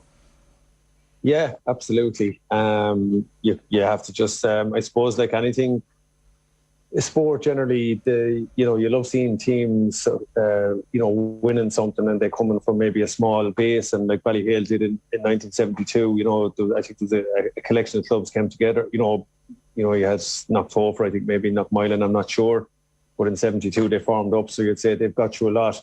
And from the outside looking in, I remember being brought to their matches by my dad through the 80s, and it was almost like a hurling education going in there. Like he'd say to you, watch this and watch that, and just watch how smart they play. And that has just become culture in their club. I think you can't but admire them. I think sometimes, champions are there, and everyone wants to see a new champion, but I think you just cannot but admire what they've done. I just found myself, even yesterday, I was unfortunate enough not to be able to make it, and I watched it on telly, and I found myself pausing certain aspects of the game just to see, little things going around the edge of the ball, and how many players Ballyhale lads were able to beat, and how smart they were on the ball, and just the beauty in the simplicity, like of just flicking a ball out when lads are coming in to hit them. They're able to take physical punishments. They don't, generally get involved in any silly stuff either. I think just one thing I'll throw out there, I can't recall TJ Reid get booked throughout most of his career, let alone get the line. I don't think he has ever got the line. So it shows that they can hurl whatever way you want, and they don't get involved in needless stuff either. So nothing but admiration, Joe, for them. You have to take your hat off and say to a small rural club what they've done. And again, I was just going through numbers here earlier on, like what's in that 50 years, right? In 1974, I think they won the intermediates. They went up senior in 1974. By 1978, they won their first senior, and then they rattled off, I think, 3 in a row. But somewhere around 92, 93, they got relegated. So from 1991, when they last won it, we'll say, they didn't win it again until 2006. They were in the county final in 2005. So that's a 13, 14-year barren period in the middle of that 50-year history. So it just goes to show, I suppose, how good they are. They've only lost 6 county finals. So the numbers for a small rural club with a small playing base, and I think we all seen the picture that went up yesterday of the adult players in the club. It's a very small pool they're picking from. but they have a culture that's just embedded in their players. And again, from a neighbouring club who'd love not more than to beat them and all that, you have to admire them. Guys, really interesting. I heard Paul Murphy talking with Ger on Friday, looking ahead to the game, and he was even making the point that you could imagine that when you turn up at the Ballyhale pitch, like it's going to be some centre of excellence. It's a very normal, functional, but very normal place. It is a very, very humble place. They have big plans. I think there's a big development project in place. But when you go in there, you know, I think, I suppose sometimes there's quagmires in club. You know, you say, well, let's get good facilities there. Well, I think with Ballyhale, it's like, no, let's make sure the important stuff is the important stuff. And yes, they have good modern facilities. They you know, and they're obviously going to develop those. But the important things are always, I suppose, on the pitch, and they're doing the business on the pitch. And like, again, you go down there, look, very, very ordinary guys. And look, I suppose even training them, like, I have a vision, a bit tongue-in-cheek, that, you know, when we feel, you know, we felt Henry leaving them a few years ago, you sometimes feel, and I think the boys even touched on it yesterday, there's only one way they could go. James O'Connor comes in, goes and wins another Club All-Ireland, another 2 county finals. And now, you know, you Pat Hoban is in, and you say, God, does he just go down and train and sit down in the dugout and let the boys off? You know, because they just have this innate ability and this understanding of each other. And, you know, again, like as Paul said there, just a very, very down-to-earth rural community that just loves their bit of hurling. And look, like any communities, they've had their ups and downs too. So it's fascinating to hear even you and your dad going along to games in the 80s and him saying, watch out for almost the intelligence or the quickness of mind. And here we are 40 years later, and that's still almost kind of woven into the fabric of what they're doing today. Is there an overarching, like, it's funny with the passing recently of Brian Mullins, there was so much talk of, well, Heffernan and Mullins almost being like these figureheads for Vincent's. There's no overarching famous figure as such with Ballyhale, is there? It's just a collective. It's probably a collective. Like, when you look at maybe the team that made the breakthrough on the formation of the club was backbone by 7 Fenley brothers. You know, Michael and Colin's dad, and Michael Senior and his 6 brothers. And, you know, they were almost on every line on the pitch. And then there was, you know, Holden's thrown in, Welch's thrown in, you know, Houlihan, Frank Houlihan, I think, played with Kilkenny as well. Johnny Welch, you know, there was Masons, there was, you know, just like any rural community, you have your kind of constant families, generational families that bring guys through. And every one of those lads that's on the pitch there yesterday, like in the Reeds as well, sure, geez, you know, their uncle hurled with Kilkenny. So there's just, you know, I suppose generations, it's almost handed down. And I'd love to go down and find what the secret recipe is, because like I said there, you're just curious to know how they do, you know, the smart stuff and the clever stuff. And I'm obviously, you know, in awe of them, because you have to admire them. And, you know, but you be managing, you know, coaching your own young lads in the club, and you're kind of going, you know, to get those little smart stuff into them. And you say it's just something, it's a trait that's really, really interesting, that, you know, I even watched some of the stuff yesterday, you know, TJ going in there, and there's 3 and 4 lads bouncing off him, and he's still able to just nudge the ball out, kick it on another 2 foot with his toe, and next thing it's in his hand, and he's not forcing the shot because 2 lads are covering one side of him. He spins back around and looks over, and here's, you know, his brother loose 40 yards, this 40-yard pass, and it's a point. So it's just everything they do is just there's hurling intelligence. And, you know, as I said yesterday in an old tweet, you can't go into a shop and buy that. You know, that's something that's obviously just handed down, and, you know, game smarts and just clever brains when it comes to hurling, like doing the right thing and seeing what's coming. You know, they see the hit coming, they're able to take it. And look, like I said even there yesterday, look, you know, I seen TG even, you know, well able to give lads a shoulder, and again, all legitimate and fair and within the rules, nothing silly. So many ingredients to this final. So you had Brian Cody on the James Stephens sideline. Seamus Dwyer, it seems, called Cody up and asked him to come in as a selector once he'd stepped down from the county job, and they haven't won a county championship since 2005 and weren't necessarily favoured this year, but I'm sure having Cody involved doesn't hurt. And then on the other side of things, by all accounts, Henry Shefflin gave an extraordinary speech to the team on the Friday evening. Shefflin, of course, being their manager in 2019 and 2020 where they won All-Ireland titles. So Colin Fennelly was talking about this and he said it was Friday evening. It was a big surprise for us. They weren't expecting it, but I think Henry Shefflin's good friends with the manager. Big surprise for us, but just the emotion in Henry's voice. There was pure silence in the room. Everyone walked out of there ready. The hunger was there. He didn't say anything about Paul. That's his late brother now. He didn't say anything about Paul, but you could see it. You could just see the emotion in him and the hunger, and he'd love to be out there. So, I mean, there are powerful kind of forces going on behind Ballyhale as well. Yeah, in fairness, I think that's what I think sometimes when we talk about motivation, and like I said there, you know, we've all maybe been doubting or wondering when will Ballyhale lose that motivation.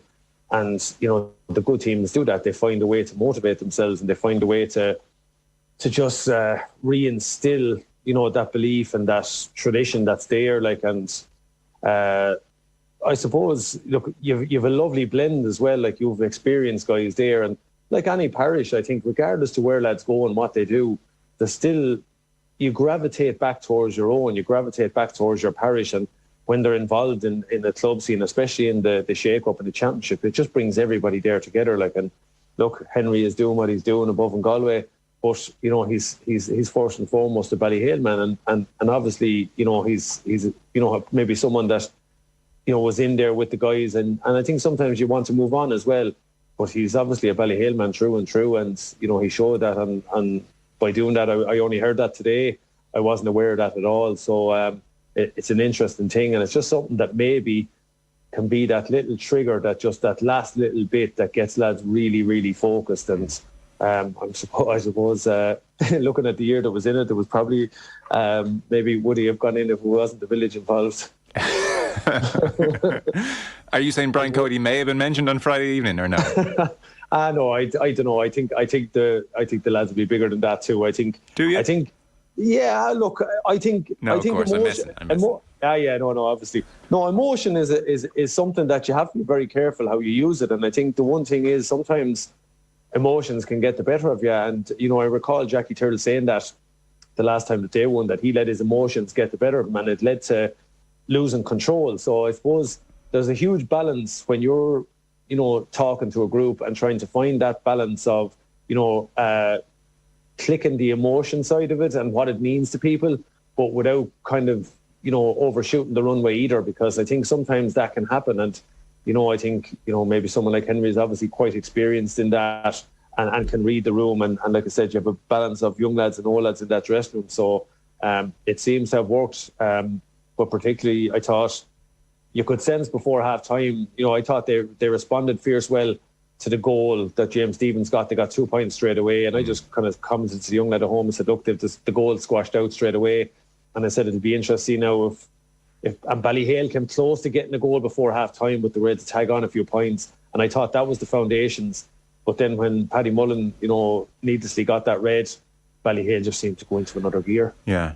There's something very striking about that, isn't there? Your dad bringing you along to look at Ballyhale in the 80s, and then here we are in 2022, and you're saying to your young lad, watch these lads now and watch how they respond. There's something in that.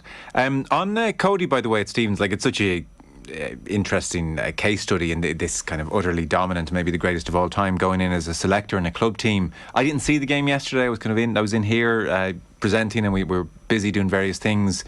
I don't know how much the camera cut to the Stevens sideline. I can't imagine him being anything but dominant on that sideline. It's hard to imagine him kind of just peering in like just another selector. Yeah, it would be the Brian Cody that we all know and love anyway. I think he just looked, that's his persona. But to be fair, it looked as if he was very much kind of back a little bit from it all. I mean, there was a little incident on the sideline. You know, he wasn't anywhere near it. In fairness, he stood back and you know, the camera trained to him once or twice, but it was generally focused on you know, Seamus Dwyer and probably Peter to a lesser extent. That they were Seamus seemed to be the one doing it. And look, I don't know what kind of role Brian would have played there, but look, obviously, you know, maybe a mentor, just someone standing back watching things and, you know, keeping the standards, I think was always Brian's big thing. So maybe just in terms of the standards in training.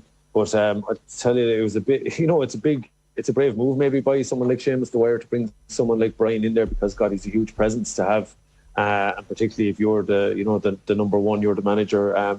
You know, you certainly want to, you know, to maintain kind of, what you want in your dressing room. But again, I think it was brave. But look, ultimately, James Stephens just probably hadn't the quality. They came close 2 years ago in a semi-final, but they just hadn't the quality. I think if you're sitting down to plan for Ballyhale, I was looking at it there the weekend and said, where do you start?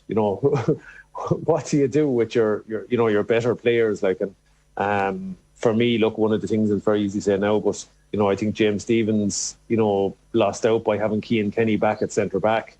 He's a guy who can score, and I just think they maybe lack that threat. But I suppose you're trying to get the balance of your team right. One thing I always like about you is that you know how to use Twitter.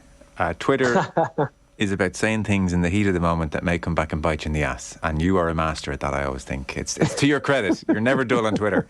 So here we go. TJ is the GOAT. Time up on this argument. The greatest hurler with the greatest brain. I thought, bloody hell, Eddie Brennan going for it. So TJ is the GOAT. How long have you thought TJ's the GOAT? I think it's an argument that has probably been brewing nicely for the last 2 or 3 seasons. I think it's the longevity of him now. And look, he has some amount of peers to measure up against, doesn't he? In his own club, let alone, some of the lads I got to hurl with.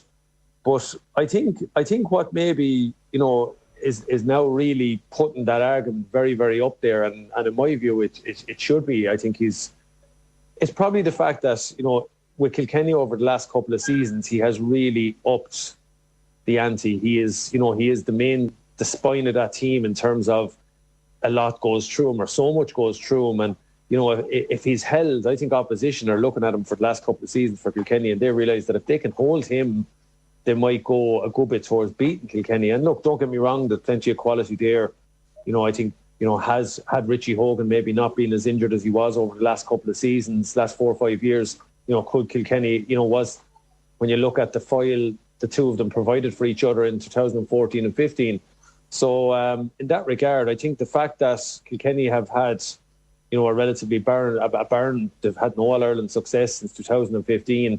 And I still think, year after year, TJ is delivering.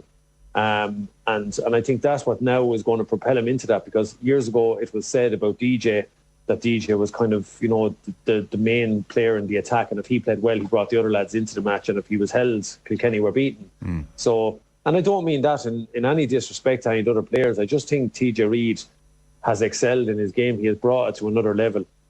And I just look at, like I mentioned earlier, he's the lad that teams will target, club and county, through league and nothing matches. Maybe sometimes in matches, lads go at him hard, 2 or 3 lads go at him. And yet he does not get distracted. He does not get involved in silly stuff. And his discipline record is impeccable. And again, he's well able to look after himself. And yesterday, I think it was always a strength of his, but his aerial ability is phenomenal. Yeah. I think, for young lads, if they want to look at even the first half, he got a point, how he kind of leaned in on his marker, with his hurl, and then popped up the hand and caught it. Like it's just he's a joy to watch, in fairness to him. And yes, I do think Joe is very much up there now as one of the greatest Kilkenny hurlers of all time. Well, look, you're a student of the game, and so I wouldn't take any of that lightly. And how can we talk about the Rackards or Laurie Maher or Christy Ring or Jimmy Doyle, and then into Kilkenny, Eddie Kerr, and then there's Brian Whelan, Jack Lynch, DJ Carey, and I don't know, this century, whoever you want to pick out, Joe Canning, I would presumably think increasingly, Keane Lynch, JJ, Tommy, I don't know, and then of course Henry. Like, I think the consensus over the last couple of years would be, if you said to most people, well, who do you think is the greatest of all time? They would say, well, with respect to those players I couldn't see live properly going back the decades, I think Henry sort of has that general consensus mantle at the moment. Yeah, perhaps he has, and this is sometimes, I know, look, I'm maybe contradicting myself a fraction here now by saying this, but I think that's the beauty, I suppose, is we'll argue and we'll talk about these things, or we'll debate who is the greatest, but ultimately, our team can't be compared to, maybe the Cork team of the 70s that won 3 in a row, or the Wexford team of the 50s and 60s, and the Tip teams of, yesteryear, and Kilkenny teams of the past. Because, obviously there's such an evolution and such a change in preparation and hurling and all those things, and there's different styles of game now. But I suppose that is the beauty of it, is that we have, people in our communities that remember all those guys playing, and they talk about them with such fondness. And then we be turning around, all the young lads now around Kilkenny, like they just idolise TJ Reid at the moment, because and other guys obviously as well, because they're the guys they look up to. But and I suppose that's what's ahead of us in the winters. That's what keeps us going for the next season, is that we can talk about these things and hear lads talking about the greats of the game. But I suppose all we can talk about is right here, right now. Yeah. And look, I was fortunate enough to play with both of them, Henry and TJ. OTB AM with Gillette in association with Movember. Whatever you grow, we'll save a bro.